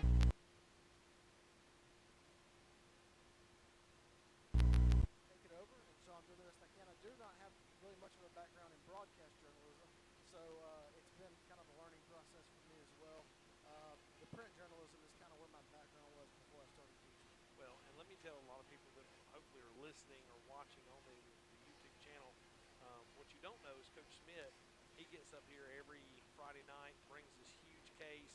He's the one that makes it possible that you can actually go to that channel and watch, because without all his hard work and the effort that goes into it, you wouldn't be able to see it. It would just be listening to us on the radio. So I think that's a cool feature that you could watch and listen to us at the same time, because it's one thing to listen, but it's another thing. How many people turn on a game on Saturday and do nothing but listen to Eli Gold? They love to watch. No matter who the broadcaster is, they love to sit and watch the game. So I think it's very important. I think it's a cool aspect for the high school to do it. I do think it's neat y'all are doing it for the reception volleyball, and you're trying to branch out and do other things, because here's the deal. It's not like football is a driving force in income for you. It's really this is not for anybody but the student. Right. I mean, and that's why you do it. Yeah, and I guess this may be about year 4. I think that we teamed up with the radio station and started plugging y'all's audio on top of our video. Maybe year 3. I can't remember exactly. I think it's year 3. So that's been great, and we have kids that are interested in working play-by-play stuff, but it's better for them to practice maybe on less high-profile events than football. I've seen some when they're trying it out kind of freeze up, so we want to give them that opportunity, but we have other sports that we can do that with, and so, but it's been a really good partnership, I think, for the last 3 years. Well, I'll make this. I'll say this. Anytime, not that I'm something special, but I don't know if you know, me and Richard won the Abbey Award last year. Thanks to the Cool 96.9. So if you ever need me to come into class and be like a guest speaker or something, you don't hesitate. Because I absolutely love coming up and doing this. I really do. I have so many people that talk about watching the app, watching the YouTube channel. So you're getting hits. You're getting people that are watching, because I get multiple texts throughout the game that, hey, I'm watching, hey, I'm listening. So it's working. And that's the positive thing, is there's people watching, there's people listening, and that's what you want. Because you want viewership, you want people out there. And who knows, maybe at some point we get some sponsors on that, on the YouTube side of it, and maybe the broadcast journalism class can start actually getting some money to help. Because, I mean, you've got a nice camera, you've got nice equipment, and I assume the county's paid for that? Well, we had our journalism account that's been built up through the years for their fundraising, and then the county did help out with some initial costs, and the school has helped out with some costs along the way. But, yeah, it's definitely it takes money for sure. It does. So to just trying to keep up with equipment, as we move along through the years. All right, so let me ask you a non-broadcast journalism question. Have you missed freshman football yet? You know what? I actually really enjoyed certain aspects of that. The freshmen were an interesting group because I always thought with freshmen you got to see a lot of growth with them throughout the course of the season, and they start off, and I think a lot of times with freshmen, typically the physicality of the game is kind of a lot for them, and it's kind of seeing them grow in that area is good. But I will say, I coach baseball too, and I've been able to do some off-season stuff with those guys that I have not been able to do in the past, and I've enjoyed that. And I've enjoyed, getting home a little earlier certain days of the week than I did in the past. Well, your wife is expecting your first child. We are. We're about 2.5 weeks out. So is it that close? Yeah, little boy. We're doctor gave us a due date of October the 3rd. So wow! We're excited, And his name is going to be? It's going to be Colton Sawyer Schmidt. I tried to get Ray in there. Colton Ray Smith sounds so cool. And listen to this is how it sounds. Colton Ray Smith on the tackle for the Hornets. See how good that sounds? Pretty good. It does. Yeah. Well, I've continued to try to get my name put in people's children's name, and it just ain't working. But that's all right. I appreciate you. You really don't know how much I appreciate it. I enjoyed last year coming to freshman games and watching you coach. Did you played sports in high school? I know you was a catcher in baseball. I've heard the stories, the legend stories of you being a catcher in baseball. So, but we are thankful for what you do, because I'm telling you, it's neat to know that we can tell people, hey, if you can't listen, you can at least go to the YouTube app or YouTube channel and watch, and that gives us both aspects. So J.O. Johnson is coming off the field. They just finished up their halftime PG-13 show. That's right. And, and we are thankful for that. But Coach Schmidt, I appreciate you. Yeah, I thanks for having me. I always love having you up here. It's always good seeing you on Friday nights. So anything we can do for you in the future. And listen, Richard up here. Richard could he'd give you color. Like if you have both of us come in, Richard could talk about the color side and I can talk about the play-by-play side. We'll see about that. Anytime you need us. Hey, I appreciate it. Thank you so much. All right, that's going to wrap up our interview with Coach Andrew Schmidt. He's the teacher that leads the broadcast journalism class there at Chelsea High School. Does a great job with it. There's always students up here. What school is, he doesn't do it himself. He gets it set up, but he gets the kids up here and lets them do the camera, and he lets them do the helping with the computer stuff. So I think that's a neat thing that he does. Richard's just gotten back. Richard, you knocked your earmuff part off on your helmet, and is that my purple Powerade right there? Because I sure do hope so. Yeah, sure. I'll drink water. I need water. I don't need the sugar. So let me tell you real quick what we got. We got 3 minutes left to go in this halftime period. Chelsea 0. You got me a what? A Snickers? I'll take a Snickers. And the Mustangs and Jackson-Olin are 14. It really should be 8-0 still. Chelsea's defense is playing lights out. They've had one big play. It was early, like the third play of the game. They scored on a big touchdown pass on the defense. But other than that, really, they had one little run. But it's been a great game. Chelsea's had a little bit of struggle moving the football. They've had two big first downs and got called back for holding. And but other than that, we've had some big runs. Collier's had a couple of big catches and runs. Turner's done good. Last week, the Jackson-Olin Mustang had 8 sacks, and tonight I think they only actually have 1. So it's been I think it's been a good game so far. Chelsea's still in the game. We get the ball in the second half, so that's a positive thing. And to give you some stats, a while ago, Greg had said Chelsea's had 3 penalties for 25 yards, and Jackson-Olin's had 3 penalties for 25 yards. So once we get Richard back and going, I'm going to let him give you some halftime, or give it to Greg and let Greg give you some halftime stats. And here, I'll hold that Snickers bar for you. Yeah. I'll have that thing eaten. I got you one. You did. I'm going to eat it. Water earlier. I did. Hey, I do have some, I got some more information when I was walking across the track there to grab everybody some drinks, and no rib sandwiches.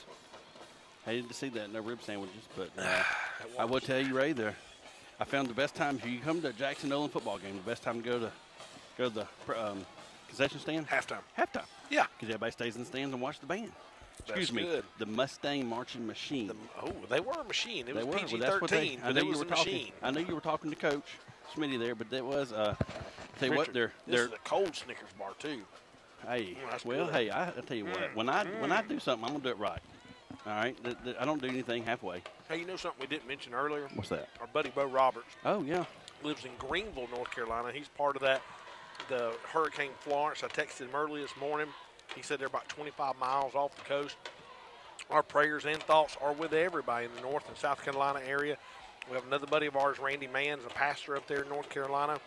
And so we've been praying for them, thinking about them. I think the Category 4 storm came down to a Category 1 by the time it hit land, which is, a positive. But we have been thinking about them. And like I said, I texted Bo early this morning. I saw he put on Facebook Live that just getting a lot of rain. But other than that, I think structurally they're okay. And I hadn't heard if they were without power as of last night, but I have not heard if they got power back or not today. Well, I'll tell you one thing. If they lose power, they don't have AC. AC would be – I'd take some of their wind right now, just a little bit of the wind. I don't want a lot of the wind, but a little breeze up here during our American Tree Maintenance halftime. I bet American Tree Maintenance wouldn't mind if we got a little wind, But anyway, American Tree Maintenance has solutions, providing responsive monthly services with seasonal treatment. ATM has one goal in mind, making your property have the wow factor. Custom plans are created for each property. American Tree Maintenance, 205-669-1925, or call atm.com. Greg Robertson's going to join us now at halftime. He's going to give us some wow factor stats from the first half. Greg, what you got? Well, thank you, Richard. Listen, the reason I was a little hesitant to get on here is had water there before Snickers? the game. Well, I had water before the game. It was about 187 degrees. Sat it down, turned around, and old Fatty McFadderson drank the whole thing when I wasn't looking. Fatty so McFadderson Franklin? Yes. You left out there. Wasn't about to leave him unattended with my Snickers bar. Well, I understand that. So, anyway, so what we've got here, Richard, Chelsea had 13 plays, 24 yards, 551 in the first quarter. The Jackson-Olin Mustangs had 16 plays, 81 yards, 521. Second quarter shook down like this. Chelsea had 12 plays, 31 yards, 4 minutes and 59 seconds. Jackson-Olin had 21 plays, 100 yards, 527. So add that all up and put it in the old computer. You get 25 plays for Chelsea, 36 yards for the half, 10 minutes and 50 seconds versus Jackson-Olin, who had 37 plays, 181 yards, 10 minutes and 48 seconds, and hence the 14-0 score. Right. Did you say 25 plays, 37 yards? 25 plays, 36 yards, 10 minutes and 50 seconds. So we had 2 seconds more, and they had 150-something yards more than we did. We got about a yard. Yeah, and another stat, Ray called me out a little bit. I keep up with the penalties, and I know you do. You do a great job. By the way, it's always glass half empty with Ray Yeah. Franklin, especially in penalties. So it was dead even. There were 3 penalties for each side. Jackson-Olin had 3 for 25 yards. Chelsea had 3 for 25 yards in the first half. Well, So sometimes I guess it just feels like we have. it does. You It know. does, especially when you complain about them nonstop. Well, and I try You know, not to. Yeah, I understand. You know, we I got understand. Stan White Franklin over there. Yeah, yeah, yeah. You know, yeah. sorry to offend anybody. So the there big with thing, it. the big thing for Chelsea was the penalties that they got came at the most unopportune That's times. right. And they did have a turnover. We did get 2 picks on them, which was good. Yep. So 2 the turnovers. defense is playing pretty well, given the size of these guys and the speed and everything. I think we've held up pretty well. We are going to get the ball to open the first, That's a the good second, point. the second half. So we take this down and score, we'll be right back in this ball game. That's right. You know, and those 2 turnovers are big because you know it's still a ball game. 14, right. 14 nothing. I mean, that's right. just, you know. But And we gave them that one short field. Right, You know, right. we gave I them mean- the ball down there on the 15-yard line, Right. I believe it was. Oh, So other than that first drive, the defense has played great, and that was just 2 right. big plays. That's right. And the first one was good coverage. We just let the receiver just out jumped us. That's right. So- I've seen a lot of good things Chelsea's done tonight. That's So, right. I like where we're going. Yeah, one play they can be right back in it. That's Here. right. That's right. Well, that was our American Tree Maintenance halftime show. We appreciate them sponsoring a halftime show. Both teams have come back onto the field now. They've done their stretch. They have now lined up for our Ridgecrest Homes second half kickoff. Ridgecrest Homes is excited about their partnership with Cool 96.9. Ridgecrest Homes is building homes in the new farmhouse community, Adams Ridge, located in Chelsea behind Publix off Highway 280. Ridgecrest Homes, 205-980-2877, or ridgecresthomes.net. We also want to thank our game sponsor tonight, Ray. Our game sponsor for the entire season. Shelton Heat and Air. Yeah, Skelton's Heating and Air. That's it. Let me get it in the light here so I can read it. Skelton's Heating and Air Conditioning offers repair and installation services in the greater Birmingham area. Little squib kick there to, Just get on the ball. Yep. Connor did a good job of keeping it in front, kind of like a shortstop would, and fell on it there, Ray. So I got you some interesting information. Coach Bakakis Jr. is the head coach. He coached for his dad, coached with his dad for years. Well, you know, his dad retired. Well, I found out that his dad's actually the defensive coordinator for him, and he's up here in the booth. So I thought that was pretty cool that, you know, they've swapped roles. Yeah. Dad has become the coordinator and son has become the head coach. So I thought that was pretty neat.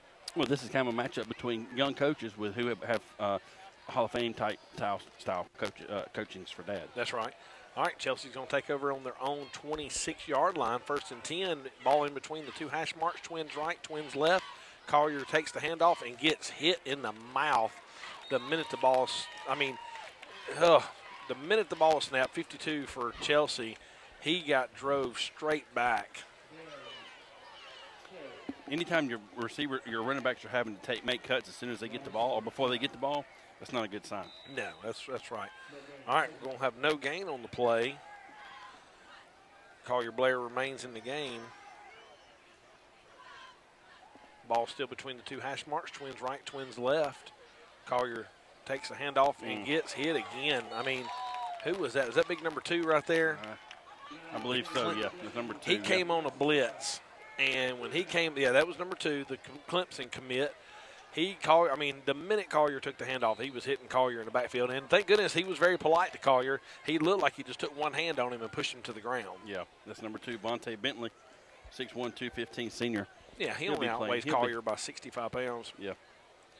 All right, we're a little outmatched on weight. Like I said earlier, the front 7 for the Mustangs, every one of them weigh over 200 pounds. And defensive front is not a big deal, but for your linebackers to weigh, hey, that's just face mask. Yep. That was a face mask. Yep. There, thank goodness the How back does it judge is sitting right in front of the guy right here, but he's the side judge, Richard, and he knows he's got to stand right behind the coaches, and he don't want to hear it. Right. But he had to see it better than the guy back here did, and he just watched it and never even threw a flag. Right, and his buddy 20 yards away had to throw the flag. Almost hit him with it. Yeah. Just because he was in the way. He's like, hey, doofus, you got to call that. Might hit him in the eye. Maybe it'd help his vision. You know, it's probably a good thing I'm not a referee because I'd look at him and be like, hey. I could not what be a do referee. What do you not see about that? Right. He about ripped Lando's face mask off.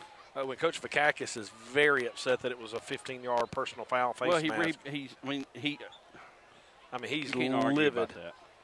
Coach Vakakis is screaming out there on the field, and I wouldn't want to make him mad. And now, Danny is the White Hats calling the back judge over and asking him.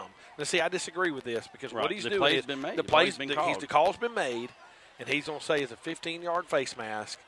And so now, because Coach Vakakis hollers at him, now Danny walks over to the guy that threw the flag and said, "Are you sure?" I can hear it right now. He's going, "Are you sure?" I think they're going to change it. My goodness.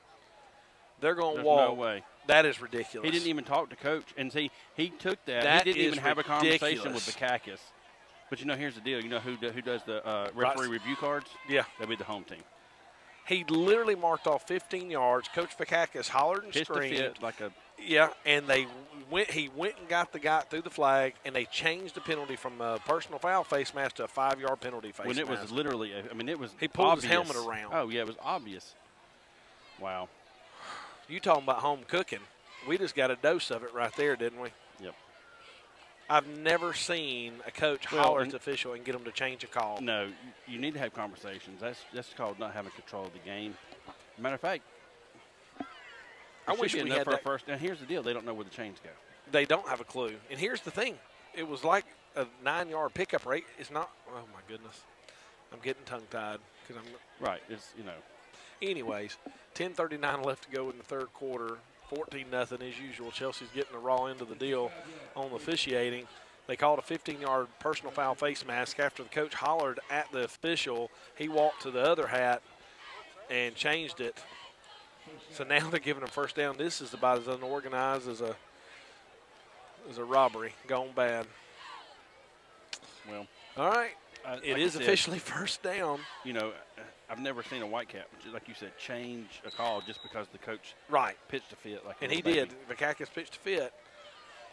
All right, the guy with the chain, defensive turnover chain, he's got the chain hidden in there. It looks like he stole it out of the gym because it's got rings on it like it was one of the monkey bar rings. Yeah, throw it away. Good call right there by Turner Griffin.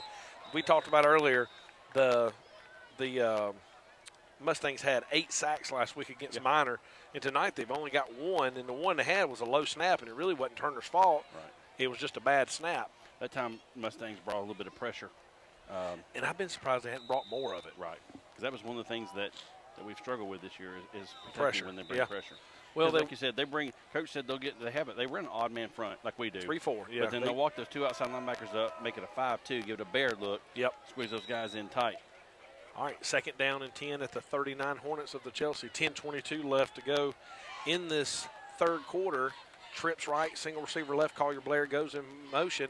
They throw a quick pass out there to him, and he just overthrows Collier. And incomplete pass right there. Turner had him open. I think right there you just got to make that play. You got to make that throw. That's an easy throw, by the way. It's probably one of the easier throws as a quarterback I think you make is just throwing out to the running back out in the flats. Yeah, Robbie Hayes from Hayes Eye Center, our ball boy, coming over here to get our football. Give me my football. Which, by the way, give the Mustangs prop for having ball boys this week. We got balls flying all over the field like we did last week. Carver, yeah. All right, he's going to bring up 3rd and 10 right there after the incompletion. The ball on the near hash mark. Chelsea is moving from right to left on their radio dial. Twins right, Twins left. Collier moves from pistol to the left. Mustangs look like they're bringing pressure right there. Collier does a good job. And, guys, Lando Nichols across the middle and picks up about 25, 30 yards all the way down to the Mustang 26-yard line. Huge pass. Great pass right there by Turner Griffin. Had time. Collier picked up the blitzing linebacker right there and did a great job. Well, it was that same play that we ended the game on last week offensively. Tried finding Lando coming across the middle like that before it was picked off against Carver last week. Great job. Lando, he's not real big, but he does a good job of getting open. And Turner did a great job getting the ball to him. He's going to bring up a Chelsea 280 medical supply first down. Twins left, Twins right. Play action pass, and big number 6. Second batted down pass.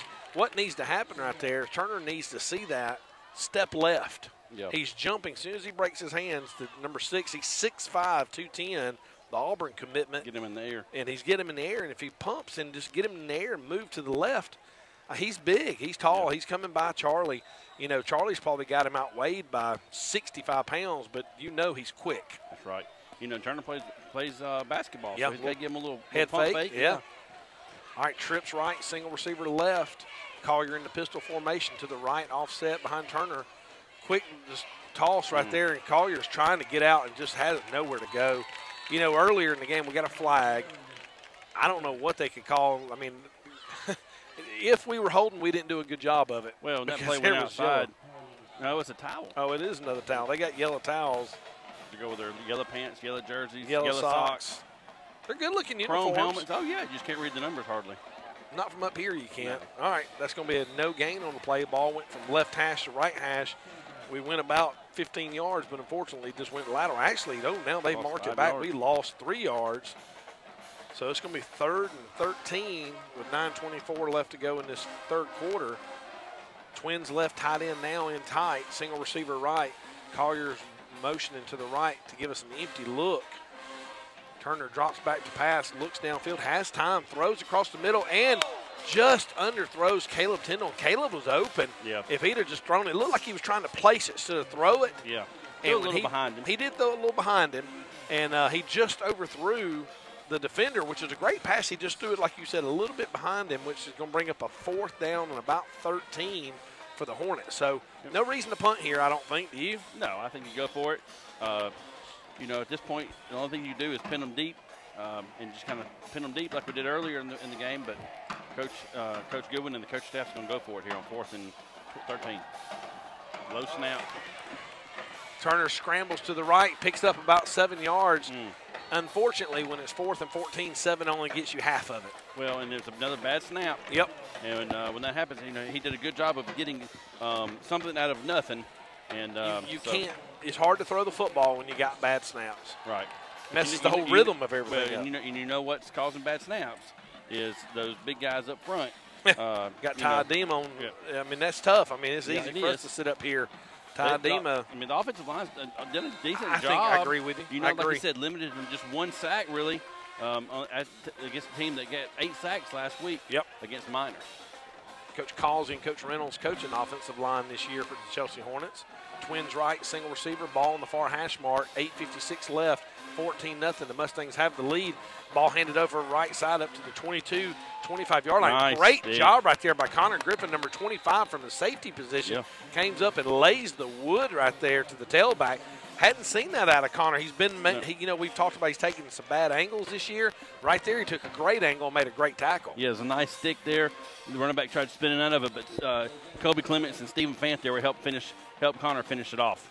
All right, it's going to bring up a no gain on the play. The ball went from the middle of the field to the right hash. The ball going from left to right on your radio dial. 8:21 left to go in this third quarter. Chelsea's defense doing what they've done all night, playing tough. 3-man front. Low snap, handed off over the right side. And here comes the Hornets right here. And Richard did a good job. Colby did a good job turning it back up inside. There just wasn't a lot of help when he turned it back up inside. Yeah, Matt Fant was giving chase there. Got his arm on the, slowed him down a little bit that time.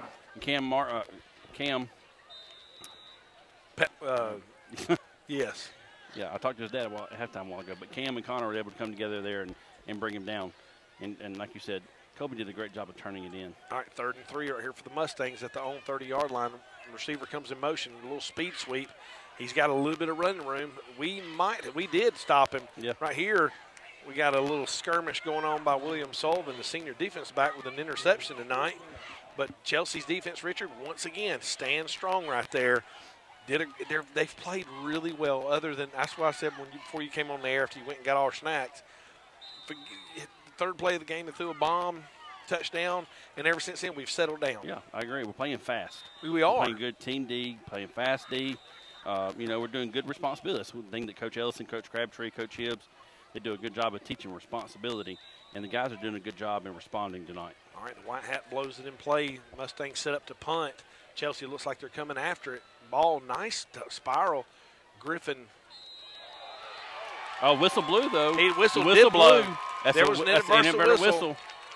There is an inverted whistle. They blew the whistle, yep. And the ref picked it up and is running it straight to the White Hat like I didn't do it on purpose. I'm sorry. Yep. Inverted whistle. There was a whistle. When the ball, he blew the whistle. As soon as he called it, he blew the whistle. So the play's dead.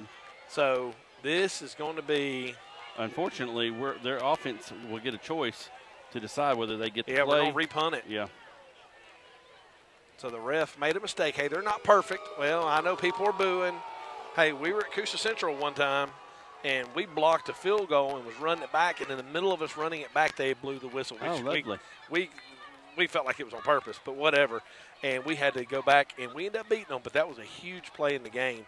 So with the inverted whistle, This could be huge here. yeah, Jackson-Olin has to take this 4th and 2 right here. Jackson-Olin's running some different guys on the field. Not sure. Got a flag. Delayed game. No, I think it's substitution. Yeah, it is substitution. I'm sorry. It couldn't be delayed game because they just got up there. And I'm not surprised how they're going to call substitution penalty because they literally were just running people on and off. Well, Coach Vakakis is complaining, so they're liable to wave it off. Let's see. I bet he waves it off. Richard, I got a hot dog and a set of he's giving a sideline warning. Well, where was that a while ago when he was stomping up and down pitching a fit? All right, it's going to be 4th and 2 right here. 6:56 left, 14-0. Mustangs do have a lead. Looks like the Mustangs put some beefier people in to protect the punter. Snap, it's a fake. It's a fake over the left side, and we've almost got it. We got it, Richard. Great job. Oh, we're letting him push forward for first down. You could tell it was going to be a fake. They put in some different guys, and it was obvious what was going to happen. And we had him stop short, and we just didn't tackle him. We just held him up, and Jackson-Olin did a really good job and just pushed him forward for a first down. Huge play. That's a huge series of events. You know what's so funny is they didn't sub those guys for any reason. Right. And as soon as he called it, I thought, oh, they looked for a fake right here because he just took the snap and ran left. And I felt like we had people there. We just didn't make the play. All right, 1st and 10, 280 Medical Supply, 1st and 10 for the Mustangs. They come out twins left, twins right. They're stacked on top of each other. Single running back in the backfield, low snap again. Ball handed off up the middle, and he goes absolutely nowhere. If I was that quarterback and I was 6'1", I'd tell that center, quit snapping the ball to my feet. Right. Yep. Because it's and that's we tell our freshman centers is it ruins the pace of the game trying to run plays, and it's got to hurt them trying to run the offense that every time you're picking it up off the ground. I agree. And that time they had a little. That time our defensive ends got cut on a cut block by the tackles there. We're in a heavy set. Yep. All right, twins right, twins left again. They're trying to spread us out, and they are. They're throwing a quick pass, trying to throw a pass, and great job right there by the defense. Todd Justice, and who was the other one? Stephen Fant brought a little pressure. Stephen went to help him up, and he about pulled Stephen to the ground. So we're going to have timeout. Well, yeah, water break. Still, we didn't do a water break in the first half. Yeah, we did. Did we? Yeah, we did. I even looked for it, and I didn't think we did. We did. You were drinking Greg's water. I probably was drinking Greg's water. And that's the thing. Todd did a great job. He got cut again, and what we mean by cut is that he's playing inside eye of the tackle, and to snap the football, the defensive tackles are diving at their legs, which is legal as long as our guard is not making contact with him up top, and they're not. So they're cutting their defensive ends. Todd got cut, was able to get up, and was able to help Stephen Fant get that sack there. That's going to bring up a 3rd and 10, Ray. Richard, I just got a text from one of our sponsors, Robbie Hayes, and he was letting me know that Coach Vakakis is in the box below us, defense coordinator, and I was texting him back, and I just found that out, so that's cool. Yeah. Robbie Hayes, as he always done, he's helped at Chelsea for 25 years, almost 30 years, and so he knows Coach Vakakis from the years when Coach Vakakis was here, so it's really cool. We didn't play for Coach Vakakis. I don't know if you remember the story. He came in right after we left. I heard he still is heartbroken about that. He was, because let me tell you, when I first met him, it was a year after we graduated, and I was home for summer, and he said, "You're Ray Franklin." I said, "Yeah." And he goes, "Boy, I tell you what, I'm glad you moved on."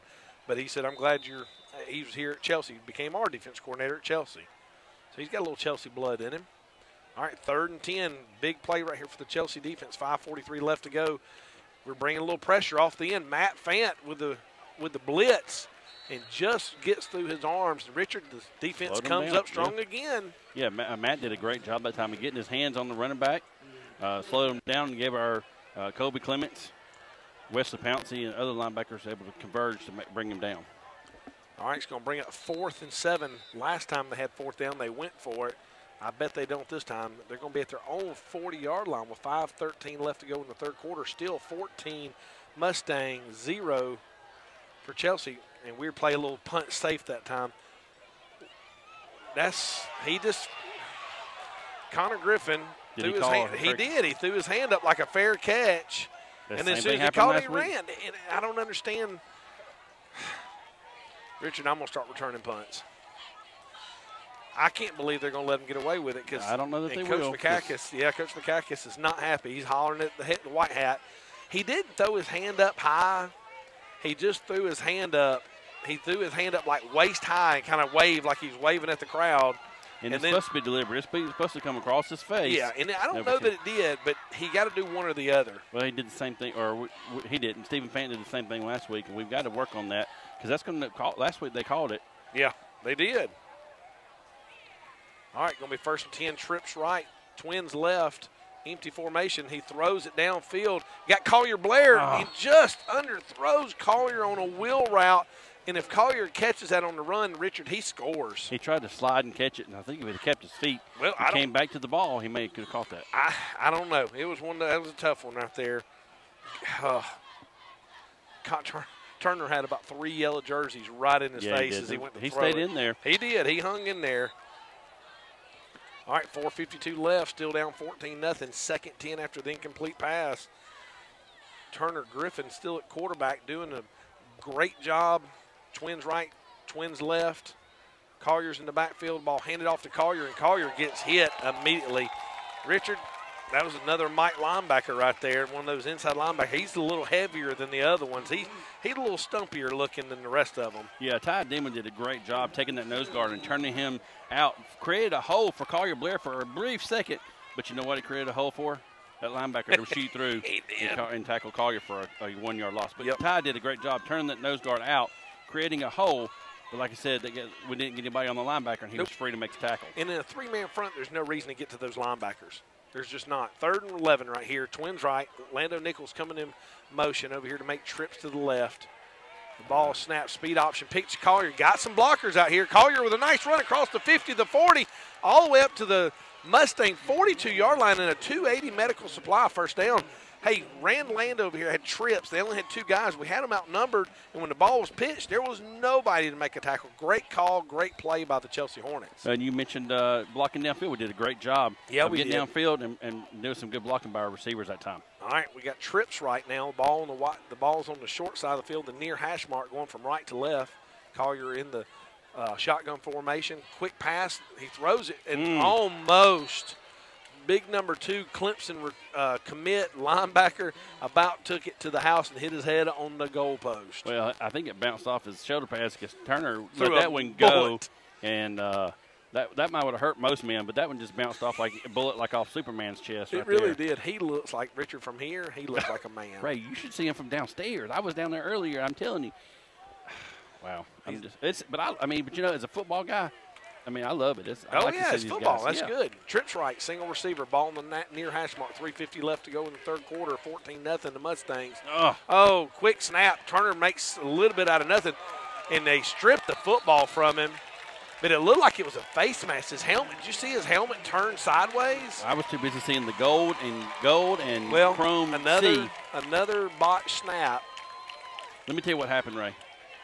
Turner, it was a quick snap. It was not supposed to be snapped. Yeah, I agree. Everybody moved. I mean, nobody moved but the center. He snapped it. So Turner just tried to get as much as he could. I agree. The entire offensive line zone block left, and we're downfield blocking. They just forgot to block the defensive lineman that time. Yeah. I thought watch a pass play right here across the middle. Mustangs take over on their own 44-yard line. Going to be between the 2 hashes. Ball handed off up the middle, and he lowers his head once again. Great job, Jordan Smith. Richard, I'm going to brag on him again.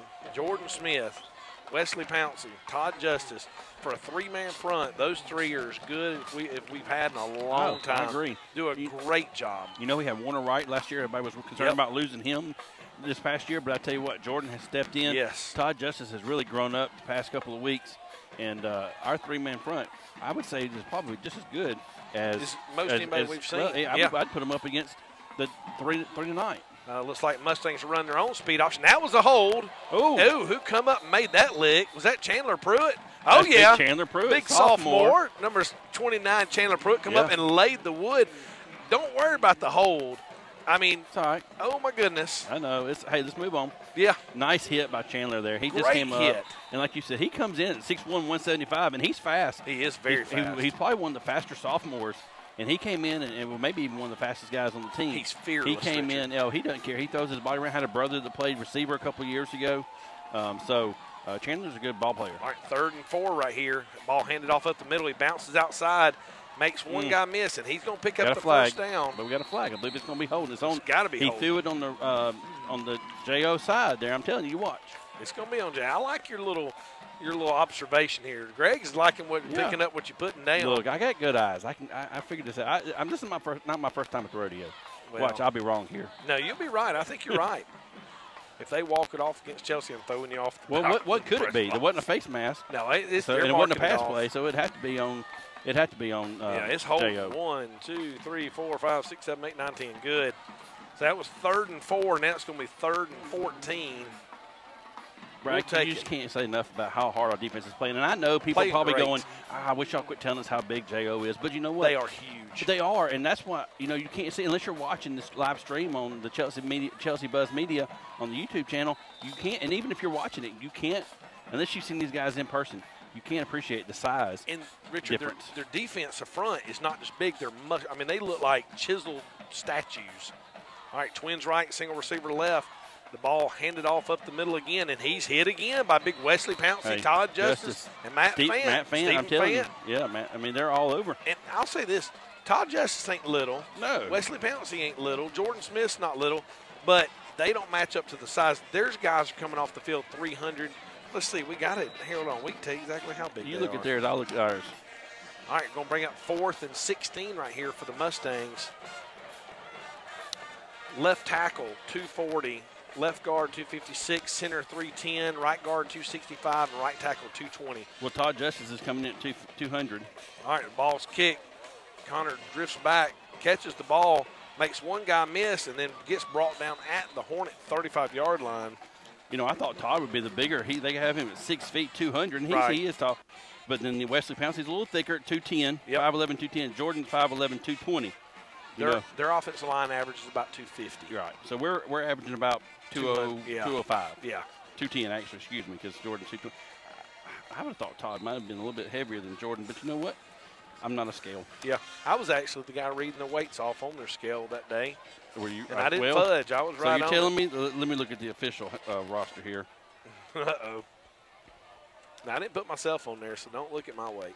I know your weight. 135 left in the third quarter, 14-0. The Mustangs do have the lead. Chelsea's defense has come holding strong again. Collier Blair is now at wide receiver. Twins right, twins left. Collier, they're going to call legal procedure against Chelsea. Reggie might have left a little early, but I couldn't tell, to be honest with you. Well, they called it, so he must have. Yeah. All right, Ray, I apologize. I was reading off last year's depth chart. Yeah. Todd and Pouncey have beefed up. Todd's up to 243. Wow. And Pouncey's at 240. Yeah. They're bigger boys. Which is good. I mean, and they're holding their own, and that's so 235. I just got a text from the Pounceys that said Wesley's 235. What does he must have 1041. It must have slimmed down. He has. He He's slimmed down lost 6 some during the pounds. season. It's still 100 degrees every day. Collier Blair comes in motion, handed to him on a quick speed sweep right there. Logan Brazier chasing his guy. Logan doing a good job blocking that Mike linebacker has made some plays. Yeah. So we get about 3, maybe 3.5 yards back of that penalty. It's going to be second down. Well, we only got about 3 yards back. It's going to be 2nd and 12 right there. We're thankful for the Pounceys correcting us on that weight. I bet if I said my weight wrong, my wife wouldn't say nothing. Desmond Battle's taking it tailback, Ray. Yeah, he is, because Collier's moved out to wide receiver. Throwing a quick pass right there to Collier. Collier ran a quick out, and it was high. Yeah. Collier, like we talked about, is only about 5'6". I wonder what percentage Collier is as far as his ankle. He's had a bum leg all year long, and But he's going to fight through it. He's a warrior. He's going to tough. fight through it, yeah. All right, 54 seconds left to go. Defense still playing great. Not moving the ball as much as we'd like this drive. We got trips left. Single receiver right. Collier Blair still in at tailbacks. Pretty much played the whole game by himself. Missing one Vic Lindsay looking to throw right here. And we've blown the pass play. I'm not sure if they missed a signal here. Got a flag. They're going to call defensive holding. And it's got to be because they ran a pass route and they were holding. They looked like they were holding Gabe Ruffin. Either that or he blew the assignment because they faked the bubble screen out here, and it looks like we're supposed to send a guy deep like Alabama did in the national championship game. And they're saying pass interference on us. How would it be pass interference? I don't know. On One us? of their coaches went out for an injury. Is saying that it's pass interference on us. Greg just made a great observation. Which national championship game? There's been so many of them. What happened there? Here? Pass interference on the offense. How do you get pass interference on offense? We were blocking. We were blocking because let me tell you what happened. That was one of those where you run a screen. Yeah. You call the screen, but then you call the X go or Z go or whatever. Well, our X or Z didn't get the go part. That's right. And they were blocking for the screen, and the ball was in the air. If we're blocking when the ball is in the air, they're going to call a penalty on that, right? So it was just miscommunication there. You know the offensive plays, that's just what we used to call it. Like I said, somebody just missed the go part there. But they were blocking. They were doing a good job blocking. Unfortunately, we were trying to throw it to them downfield. I tell you what, have you counted how many texts you get during a football game? A bunch. A bunch. But you know what, Richard? I'm glad nobody has my number. I'll tell you what, it's good about it, though. It lets me know people are listening. That's true. It lets me know what areas people are listening in, so that's always a good thing. 4th and 12 right here. Jackson-Olin running some people on late. They're coming after it. We kick it end over end right here. And it's going to be another great punt. And who cares that, Richard, doesn't matter it's low, doesn't matter. It didn't go about 15 yards in the air. It rolled about 40. Yeah, and that time Cole Berryman, Xander Eccles, they hustled down the field because I thought at first when it bounced, I thought A.J. Toney was going to come in and scoop it up and try to return it. But because our guys were hustling down the field, he thought better of it. Christy Berryman had texted me, Richard, she had made it in town late. She wasn't able to get here. She's like, I'm listening, but I want to watch. So I sent her the link to the Chelsea Buzz Media, right? Chelsea Media Buzz. Get it. It's on Facebook. It is on Facebook. Go to YouTube, type in Chelsea Media. First and 10, the Mustangs have the ball on their own 32. Ball handed off up the middle, and look who's on the tackle, but number 51, Matt Fant, and he's still dragging them down. I thought Matt was going to put a quarter in his ear and see how much he wanted to get for the ride. Well, Chandler Pruitt came in from his safety position there to finish it off there, and he's feeling it. Hey, his first start tonight, and he's flying all over the place. I mentioned Christy Berryman, and look who checks in the game. Cole Berryman comes in the game at the stacked linebacker. So a little Candyman action. It's going to be – looks like the Mustangs going to let this quarter run out. So after Candyman action? You remember that movie, Candyman? You say his name 3 times. Right, and you said it 3 times. Oh, goodness. Yeah. I can be at work, and I can say somebody's name that we ain't talked to in 10 years, and he'll show up. Or he'll call. Well, let's hope Candyman doesn't show up. So we have certain names at my company. We don't say their name because we might think they might call. So, all right, that concludes the end of 3 quarters here at Jackson-Olin High School. Jackson-Olin Mustangs 14, your Chelsea Hornets 0. It's not over yet, folks. We still got plenty of time. Defense is playing absolutely lights out. And like I said earlier, I know it wouldn't matter if it was still 8-0, but you know what? It really should still be 8-0. And the thing about Richard, that one touchdown we talked about was the 3rd play of the game. They threw 2 goes, and the second one was a go, and it was a touchdown. So I think Jackson-Olin's holding up. They're going to lower the flag. Is that what they're doing? I ain't even seen the flag. Where is the flag? And our band doesn't realize it, and they're just playing away. Oh, I see. But we don't know. Not everybody does this. We used to do it when we played. They'd always lower the flag at the start of the 4th quarter. So, yeah, Chelsea finally got quiet. We're going to honor the lowering of the flag. Yeah, Greg, they do this at some games, which is a tribute. This week, 9/11 was the anniversary of 9/11. We'll listen to them play.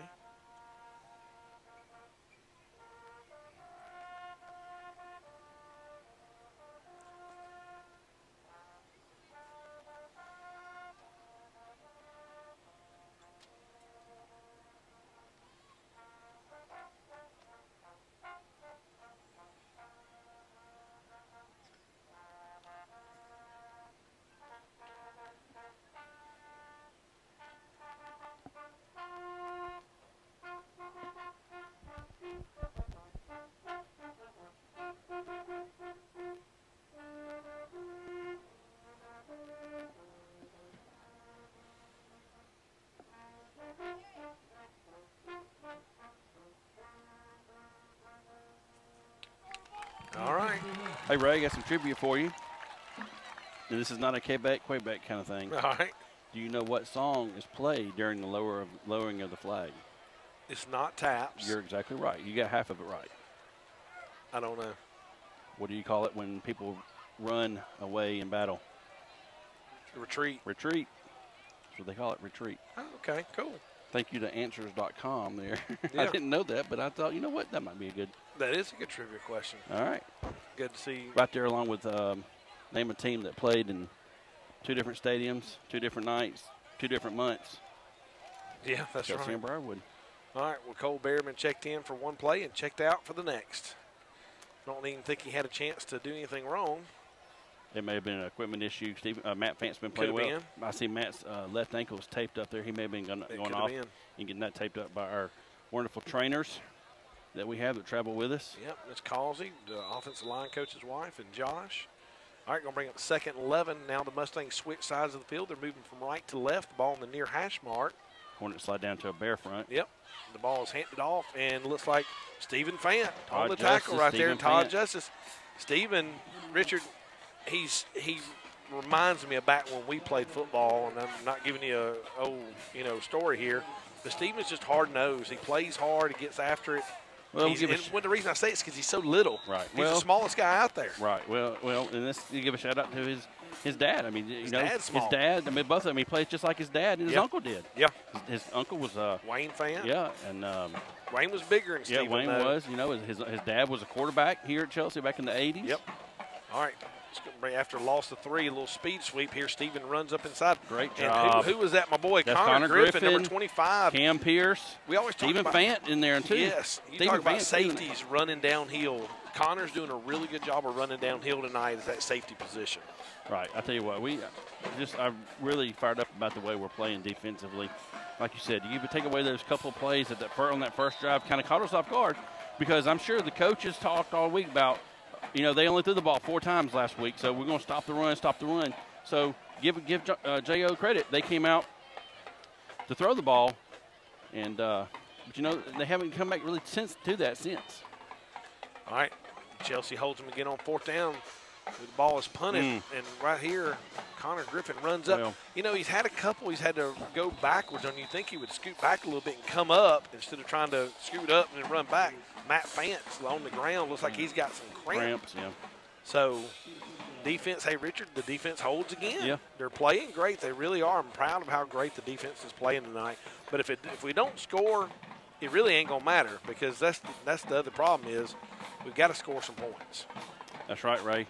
Again, we want to give thanks to our game sponsor tonight. That's Skelton's Heating and Air Conditioning. Skelton's Heating and Air Conditioning offers repair and installation services in the greater Birmingham area. At Skelton's, they believe in quality, honesty, and integrity, and that's the way they conduct their business every day. Skelton's Heating and Air offers quality work at a fair price and combines that with impeccable service. Whether it's residential or commercial, you'll appreciate the technical skill and personal commitment to putting people before profit. 205-277-6055. Skelton's Heating and Air Conditioning, our game sponsor for the 2018 Chelsea Hornet football season. All right, Matt Fant runs out on his own power. I think it was just a cramp. Chelsea would take over 4th quarter, 10:30 left in the 4th quarter. Chelsea in the white, moving from left to right. Mustangs in yellow with silver helmets. Collier Blair at running back, another speed sweep. Desmond Battle lead blocks. Collier just, and the thing is, they're so fast. We're trying to run outside, and I don't know that you can run outside on a team like Jackson-Olin. It's so fast.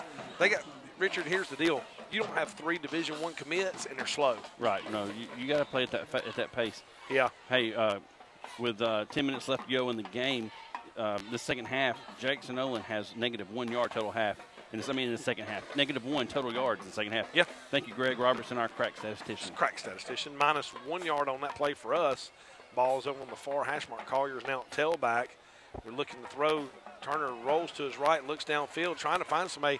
Doesn't have anybody. Tries to get the edge and just gets pushed outside. And right there in a play like that, I don't know that he lost any yards. No, it looks like he got about a yard back. Maybe got a yard back. Yeah. Richard, let me tell you real quick about our Hornet Club sponsors. Yep. Allstate Anthony Agency, Heritage Lawn and Tree Care, Made Pro, Renaissance Bank, Chelsea Tire, Lynn Johnson Collision Center and Repair, Perrin & Sons. I'll tell you about the rest in a minute. All right, with that 1 yard pickup, it's going to be 3rd and 10 again for Chelsea. 9:45, clock is stopped because Turner ran out of bounds. We're going to be trips left, twins right, empty formation for the Hornets. No running backs in the backfield with Turner. Looks like the Mustangs will be bringing 3, and Mike linebackers blitzing. Good job picking them up right there. Nice quick pass to Douglas Wood. Great pass right there. Turner stayed in the pocket, knew he was going to get hit, made a great pass right there to Doug Wood, the senior, number 9 for Chelsea, for a 280 medical supply first down. Nice bullet, nice throw, nice catch by big Doug Wood there. You know, Doug's one of those, he just does what he's supposed to do most of the time, and, you know, it's paying off there. I'll tell you what, somebody we hadn't seen a whole lot of tonight is Reggie Miles. Reggie Fisher? Reggie Fisher. Who's Reggie Miles? I don't know who Reggie Miles is. If he plays for us, we need to get him suited up. He may be a pro player. He could. Anyway, it don't matter. Chelsea He played at Alabama. He might have. Twins right, twins left. First down, 280 medical supply first down. Chelsea calling for the snap, hands the ball to Collier. Collier bounces outside, gets to the 40, 35, gets about 7 yards. Probably one of the biggest runs we've had tonight from inside the tackles. That's right. He did a great job of cutting and getting the edge. A while ago, you said it's going to be hard to get the edge. He did that time. Nice little move, little inside-outside move there. Richard, I looked to my left, and I saw what I thought was a bird stationary in the air, and it's the moon behind the clouds. Right. Well, all right. Second down and 3 right here. Twins right, twins left. Turner's rolling to his right, throws a quick pass to number 9, Douglas Wood, and a defender for Jackson-Olin jumped the out route, but it went through his hands. I thought Doug was going to catch it, but it's just through his hands for a 3rd and 3 right here. Yeah, not a bad throw. I mean, Doug tried to make a play on it. A lot of times when that defender cuts in front of you like that, it just takes your eye off the ball for a split second. Yeah, Doug comes in at 6'2", 177, so he's a good target. And he went up to get that. He did. And it just went through his hands. Like I said, that receiver or that defender coming in front of him like that probably just broke his concentration for a split second. I tell you what I'd like to see right here. I'd like to see fake the ball to Collier and Turner keep it, like on a quarterback keep, kill a little counter here. Bringing some pressure off here. And Collier chased around the left end and makes one guy miss, lowers his head. He's going to be just short of the first down. Collier, not a great spot. Well, no, it's not a great spot. Well, can't tell. It's going to be 4th and he keeps moving back and forth. Yeah. It's going to be 4th and about a yard. Yeah. I mean, 8.5 minutes left to go. Oh, we ain't got time. I just get in there and go quarterback sneak. We were successful with it last week. Oh, Sweet Brown said it one time. Ain't nobody got time for that. 4th and 1 right here. This is big right here. Do you hand it to Collier or do you keep it? Trying to draw them off sides again. Doesn't work. Mustangs discipline on defense. 8:04, 8:03 left to go in the game. 14-0. Chelsea must score. They want to take a chance here to come back on the Mustangs. The linebackers for Mustangs are walking up on the outside, hand it off up the middle. Just a quarterback keeper, and he goes nowhere. No, it looked like a busted play. It did. Collier, there was some confusion. Yeah. You can't have confusion on 4th and less than 1. Nope. So the Mustangs will take over 1st and 10 at their own, looks like, or excuse me, at the their own 37-yard line. Let me tell you about the rest of our Hornet Club sponsors: Perrin and Sons, Chester Lewis State Farm Insurance, Jody Gann Revival Real Estate, Dreyer Physical Therapy, Edwards Orthodontics, Brad and Jacob Vale Alpha Insurance, Hayes Eye Center, Elite Dentistry, Southwest Water Company, Alan Moody Farmers Insurance, and Hope for Gabe. We are thankful for our Hornet Club sponsors and all they do for us. The Mustangs will take over on their own 37-yard line with 7:48 left. And once again, Chelsea stacks them up in the middle. Jordan Smith, Wesley Pouncey, Stephen Fant, Todd Justice.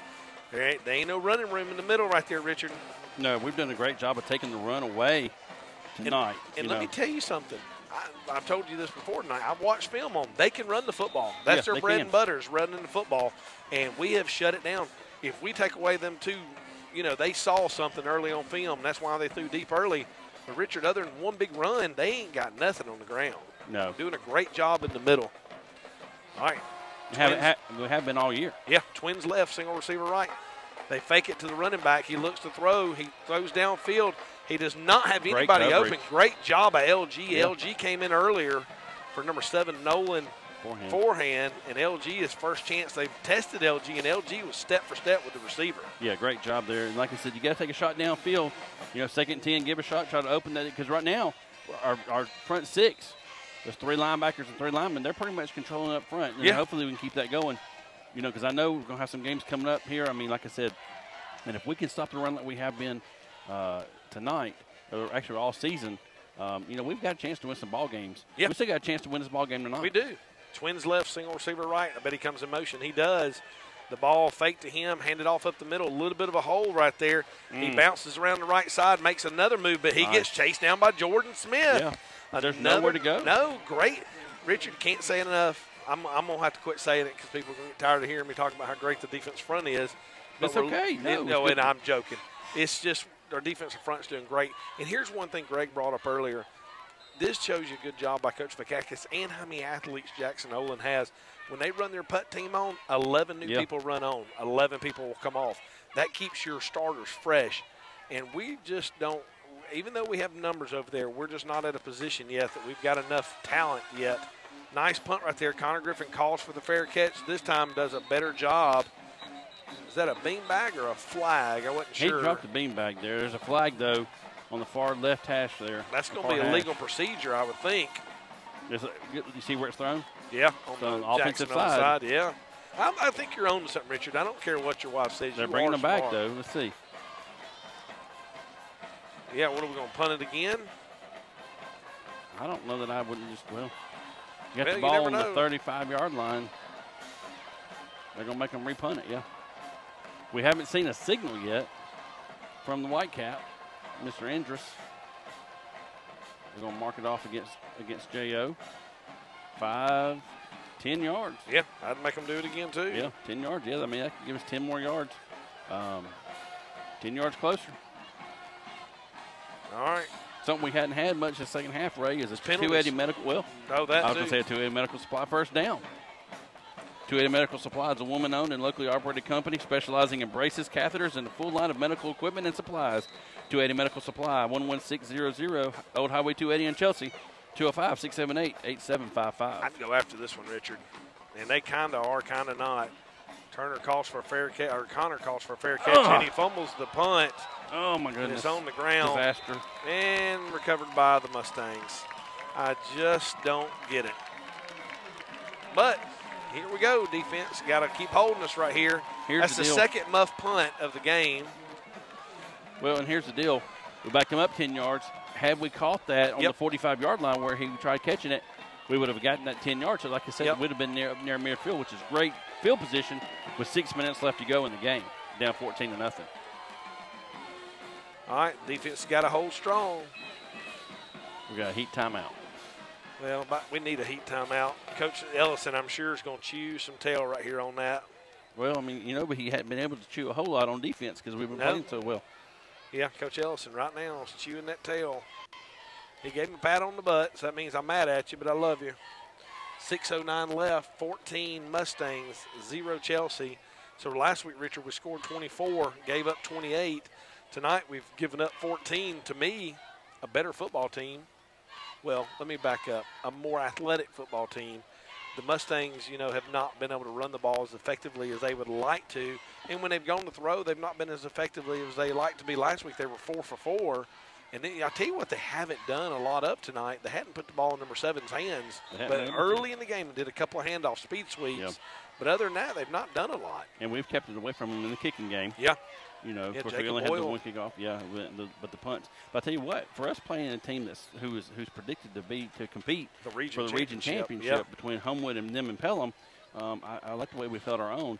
It's like Coach said the other night, and he said it every week. We've got to quit making silly mistakes, timely mistakes. We're shooting ourselves in the foot offensively. All right, I bet we got to eliminate those. I'm going to make a prediction here. Well, I don't know. They're probably going to keep it on the ground. Coach Vakakis is pretty smart. I bet a little bubble screen here. What do you think? Trips left, single receiver right. Yeah, hands it off up the middle. Biggest gain of the second half. The running back got about 7 yards. One of the Jackson-Olin players is hurt. I'm not sure if it's a cramp or he's hurt. Cole Berryman, you mentioned a while ago, is checking to the game there, made the tackle there. He had a big hit last week. They called a late hit, but that was baloney. Watch film on that. That wasn't a late hit. It was just, you did see it on film then. Oh, yeah. It wasn't late. It was just another blown call by the officials. We got an official whistle here. I don't know what we got. Well, because they blew the whistle, he's got to come out. Right. He laid on the ground long enough. Well, and he barely walked. I don't know why he wouldn't come out anyway. Well, he's tough. Well, but get out. A nice ovation from his family down here, I believe. All right, 2nd down and 4. Clock's stopped right this minute. 5:34 left to go in the game. 14-0. Chelsea is on the losing end right now. trips left, single receiver right, trying to spread us out a little bit, Richard, get our linebackers outside, and they are running clock. Yeah, they are. There we can tell they're running clock. Low snap again, the ball handed off up the middle. Number 40, Colby Clements on the tackle. Jordan Smith wraps him up. But see, once again, Richard, he's still on the ground. I mean, he never went to the ground. We just do a lot of arm tackling right there. I mean, I'm not discounting our defense. Defense has played great. But Getting tired. we're getting tired. What happens when you play against a team that has this big on an offensive line? And they got the fresh defense people. They do have fresh people. The defensive guys are giving it their all. But, you know, eventually you're going to get tired. I mean, because there's been a couple times they've gotten off the field, got off on third down, but then had to turn around and come right back out. Just like right then. Yep. All right, so we'll bring up 3rd and 2. Defense has been very stout all night long. Looks like our linebackers are walked up, trips left, the ball on the far hash mark. They're on the Chelsea 37-yard line. Another low snap. And the problem right there, and here's what happened. This is going to be Connors bounces off, knocks him out of bounds. And let me tell you what happened right there. We got upfield. It almost looked like a draw. We got upfield, and when we took the handoff, he just went underneath everybody. Right. Everybody got upfield and got underneath it. Well, and you just said it. They're tired. They're tired. Coach had them in a wide. You said the linebackers walked up. They had the linebackers, both the Fant boys were walked up wides where the linebackers widen out outside the tackles. And what that did is that left looked like Wesley Pouncey got triple teamed that time. Yeah. And it was just them and Colby Clements, and he was able to get off the right tackle. All right, we're inside the blue zone here. Ball, quick pass right there, and touchdown. They lulled us to sleep. We run it, and then they threw a slant, and we were on our heels. Yep. So 4:25 left. I was about to tell you we're in a Cajun boys, our Po boys, blue zone. Well, we were. They've got several locations. Got 2 new ones coming. Jack Donovan from Louisiana cooks his grandmother's recipes, bringing the Cajun to down south. Have one location there in Pelham on Highway 52, having another one opening up on on Cheshire Crane Road there in Chelsea, and then have another one opening up on Caldwell Mill in Valleydale for our Cajun boys and our poboys.com. Blue zone. The blue zone. Mustangs in their wildcat formation. Keeps it, runs left. That's holding as bad as I've ever seen it. They held, they literally, Cole Berryman was running left, and that guy had his 45 with one hand and Cole was running away, and he was just dragging it. Yep. But you're not going to call that. No, that was the Hayes Eye Center touchdown. Raymond, that was a 4-play, 46-yard, 1 minute, 55-second touchdown drive for a Hayes Eye Center touchdown, capped off by the 2-point conversion. The Cajun boys and our Po boys extra point there. We're going to bring the score 22-0. Ray, that's the second 4-play. So far, J.O. has two 4-play touchdown drives and a 1-play touchdown drive. So 9 plays, and they've scored 22 points. Ray, we're getting ready for our Ridgecrest Homes kickoff. Ridgecrest Homes is excited about their partnership with Cool 96.9. Ridgecrest Homes is building homes in the new farmhouse community, Adams Ridge, located in Chelsea behind Publix off Highway 280. Ridgecrest Homes, 205-980-2877, or ridgecresthomes.net. Ray, the coaches are going to go back and watch this film, and they're going to be excited about the way the defense plays. Oh, yeah. They've given up 22 points, and the coaches aren't going to be happy with it. But, you know, the defense overall has played really good. I agree with you. There's a little surprise onside, and they got it. Yep. But you know what? As a special teams coach, you always tell your front line, you never move till the ball's kicked. Well, and you mentioned that we have a different kickoff return formation, Ray. You want to explain that for us? Well, instead of putting your traditional 5 guys, and you normally have 1 guy right over the center, right, or where the ball is, they only have 4 guys, so they do 4. I think it's 4-4-2 or 4-4-3 back there. I'll be honest with you, I was looking at the front line, and as soon as he kicked it, all of our guys took off and ran, and there was nobody there to come up and get the ball there. So the defense has been on the field. They're back on again. They're back on again. We held them, muffed the punt, had to go out there. They just scored. We didn't get the onside. They kicked an onside kick, and we're back out there again. So don't really know the need. That's a penalty. See if a flag's Everybody on. move but the center. But what I don't understand right there is why show that? There's 4 minutes, 20 seconds left. left. It's 22-0. Unless you just want to try it. But why show it? You're going to need it later in the year. There's going to be a time that you're going to need to show somebody. So I disagree with coaching on Coach Fakakis' part right there because there's just no need to show that. No. And save that for down the road when you're playing a tougher team that you might need to do a surprise onside kick. I mean, so what are you going to gain out of it? You got a 22-point lead. You think you can get it and run the clock out? Well, your defense has been playing lights out. Kick it and let Chelsea do it. And, go for it on fourth down because you know they're in four-down territory. All right, ball at midfield, 4:20 left to go. Another low snap, ball hand up the middle. And we are definitely tired. Yep, starting to gash us a little bit up front. Our front's been playing lights out all night long. And I'm sure the Todd Justice, Wesley Pouncey, Jordan Smith, you get tired of getting beat on and you're doing everything you can. You're fighting. And it just, you get tired. Yeah. That's tough. Being in the trenches is tough. Yeah, unless you've done it, you don't understand. Oh, yeah. Chris Connects checked in for Jordan Smith at defensive end. All right. Twins right, twins left. Ball handed off up the middle again. Chris Connect come in. Stephen Fant on the tackle. Ball's out. Bounces back to the quarterback. Right. This is the kind of bounces that we don't get. We don't get them. And this is the year that we've not got the bounces. This is going to bring us, after this game tonight, we're going to be 0-4. Lost 2 region games. Been in the one last week, should have won. Right. We had 11-point lead and lost. This game here, been in the game the whole game until the last touchdown. We're about 4.5 minutes left. So another game that we've stayed in and we're around, but it's just not right now. Like you said, the ball's not bouncing our way. Well, and Coach said you just got to take care of yourself. You got to do your things right, and you can't have mistakes like we've had. Speed option right. Jordan Smith up there. Cole Behrman on it. And nice big lick right there. Chandler Pruitt. It was Chandler Pruitt. I told you. I can tell by the way you hit him. Richard, I have wondered all year long how Chandler Pruitt has not been on the field. He is now. He's on there because of an injury, but he's one of the most athletic sophomores. He's just like Collier. He's the Collier of the offense, the sophomores. I'd heard rumors that Logan Shores was going to get some playing time tonight. He's another sophomore. That sophomore class is talented. This senior class has got some talent. The junior class has some talent. But this sophomore class, you and I have had the pleasure of coaching them for many years. They're as talented as we've had come through in a long time. And we just got to get some of those guys on the field. Chandler Pruitt, his deal is he's worked hard, and he had to wait for an upperclassman.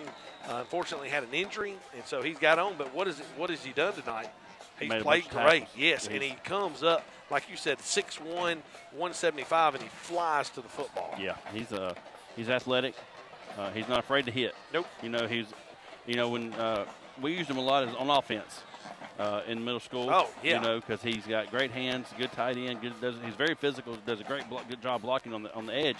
But once they get to sophomores, the coaches like to split them up and get them on one side of the ball for the most part. Yeah, platoon them on one side. Because playing 6A football, you got to. Yep. And they do a good job. And Coach Ellison said, I'm taking Chandler. You get Collier, I'm taking Chandler. Yeah.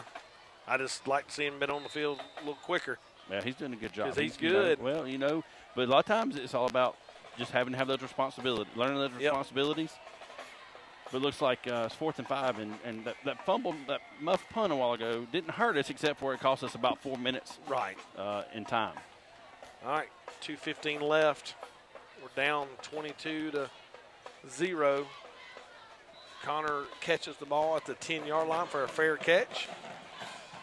And let me tell you something else, which I know JO's, they're up 22-0, but their special teams is going to get them beat this year. Yeah, I agree. They can't kick extra. They struggle with extra points. Their punting, their snaps are a little slow, a little high, and their punter is not in a big hurry to get rid of the ball. Now, he does a good job punting the ball, but he just kind of takes his time. When he gets some pressure, it's going to, like I said, when they get deeper into region play, it could end up costing them a game or two. And that may be one of the reasons Fakakis did the onside kick a while ago was to practice. Yeah. All right, 2:09 left to go in this game. Quick pass out to Caleb Tyndall. Runs a little quick 5-yard out, maybe 3-yard out. Picks up about 3, maybe 4 yards. So the clock will, not sure why the clock. Did he go out of bounds? I guess he went out of bounds. And we're in our 2-minute offense. We're probably going to try and run some quick stuff and get some quick things, get out of bounds, stop the clock. Might even see us stop the clock with a little Big Ben action. Well, the clock's ticking again. 155, 154. Twins right, twins left. Ball moved from left to right. Michael Gibbs comes in motion, or actually that's Gabe. Ball handed to Collier up the middle, up to the 20-25. Busts through for a big gain of about 14, well, maybe, excuse me, about 9 to 10 yards, but picks up a 280 medical supply first down. Yeah, you know, Collier showing why he was the offensive player of the week last week. You know, we mentioned Connor Griffin earlier was defensive player of the week. Collier, on his first real game back last week, got the offensive player of the game honors, you know, and I think he's earned the respect of J.O.'s defense because they got up and patted him on the head. I agree. Twins left. Here comes Gabe, and here goes Collier again over the left side.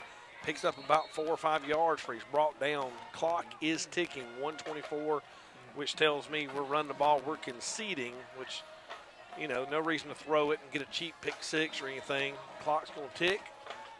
Chelsea 0, the J.O. Mustangs 22. Home of one David Palmer, played here football for Jackson-Olin back in the late 80s. Ball faked right there. Turner Griffin looks to throw, throws it across the middle. Lando Nichols across the field. Hit him right in the hands. As he goes down, he drops it. Great pass by Turner. Turner's made some really good passes tonight, especially he's taken some big licks. You know, he's stayed in the pocket as long as he could and took some big licks. But those are passes we got to catch. Too little, too late now, but, you know, you still got to catch the ball when you can. Right. Hit Lando in stride there, streaking down the field. And, you know, could have set us up for a scoring. Yep. 3rd and 7 for the Hornets. 54 seconds left to go in the fourth quarter. Desmond Battle in the backfield. Collier is out for probably the remainder of the game. Lando goes in motion from left to right. Ball snap, throws a quick pass to Lando, and Lando's going to take, he set him up to take a big lick right there. I'd like to see number 27 get off the top of Lando Nichols. Yeah. And Lando's tough. Yeah, Lando's tough as nails. He's tough as they come. Yeah. 4th down, to be honest with you, I wouldn't be surprised if Chelsea lets it get under 25 seconds, or the White Hat lets it get under. Nope, he didn't. He started his 25-second clock with 30 seconds left, so either this is going to be the last play of the game for Chelsea, unless they get a first down. Twins left, twins right, ball between the two hash marks. Turner looks to throw, throws a quick slant to Gabe, number 5, Gabe Ruffin, picks up a Chelsea 280 medical supply first down with 13.2 seconds left. Gabe Ruffin, another talented sophomore, is playing for us on offense. Yeah, ever due since. to the Andrew Bartlesky injury. All right, going to be 1st and 10. They've crossed over into Jackson-Olin's territory. Caleb Tyndall, they just picked him up and threw him to the ground. It wasn't too violent. That's going to run the clock out right there. Ray, again, we want to make sure we mention and thank our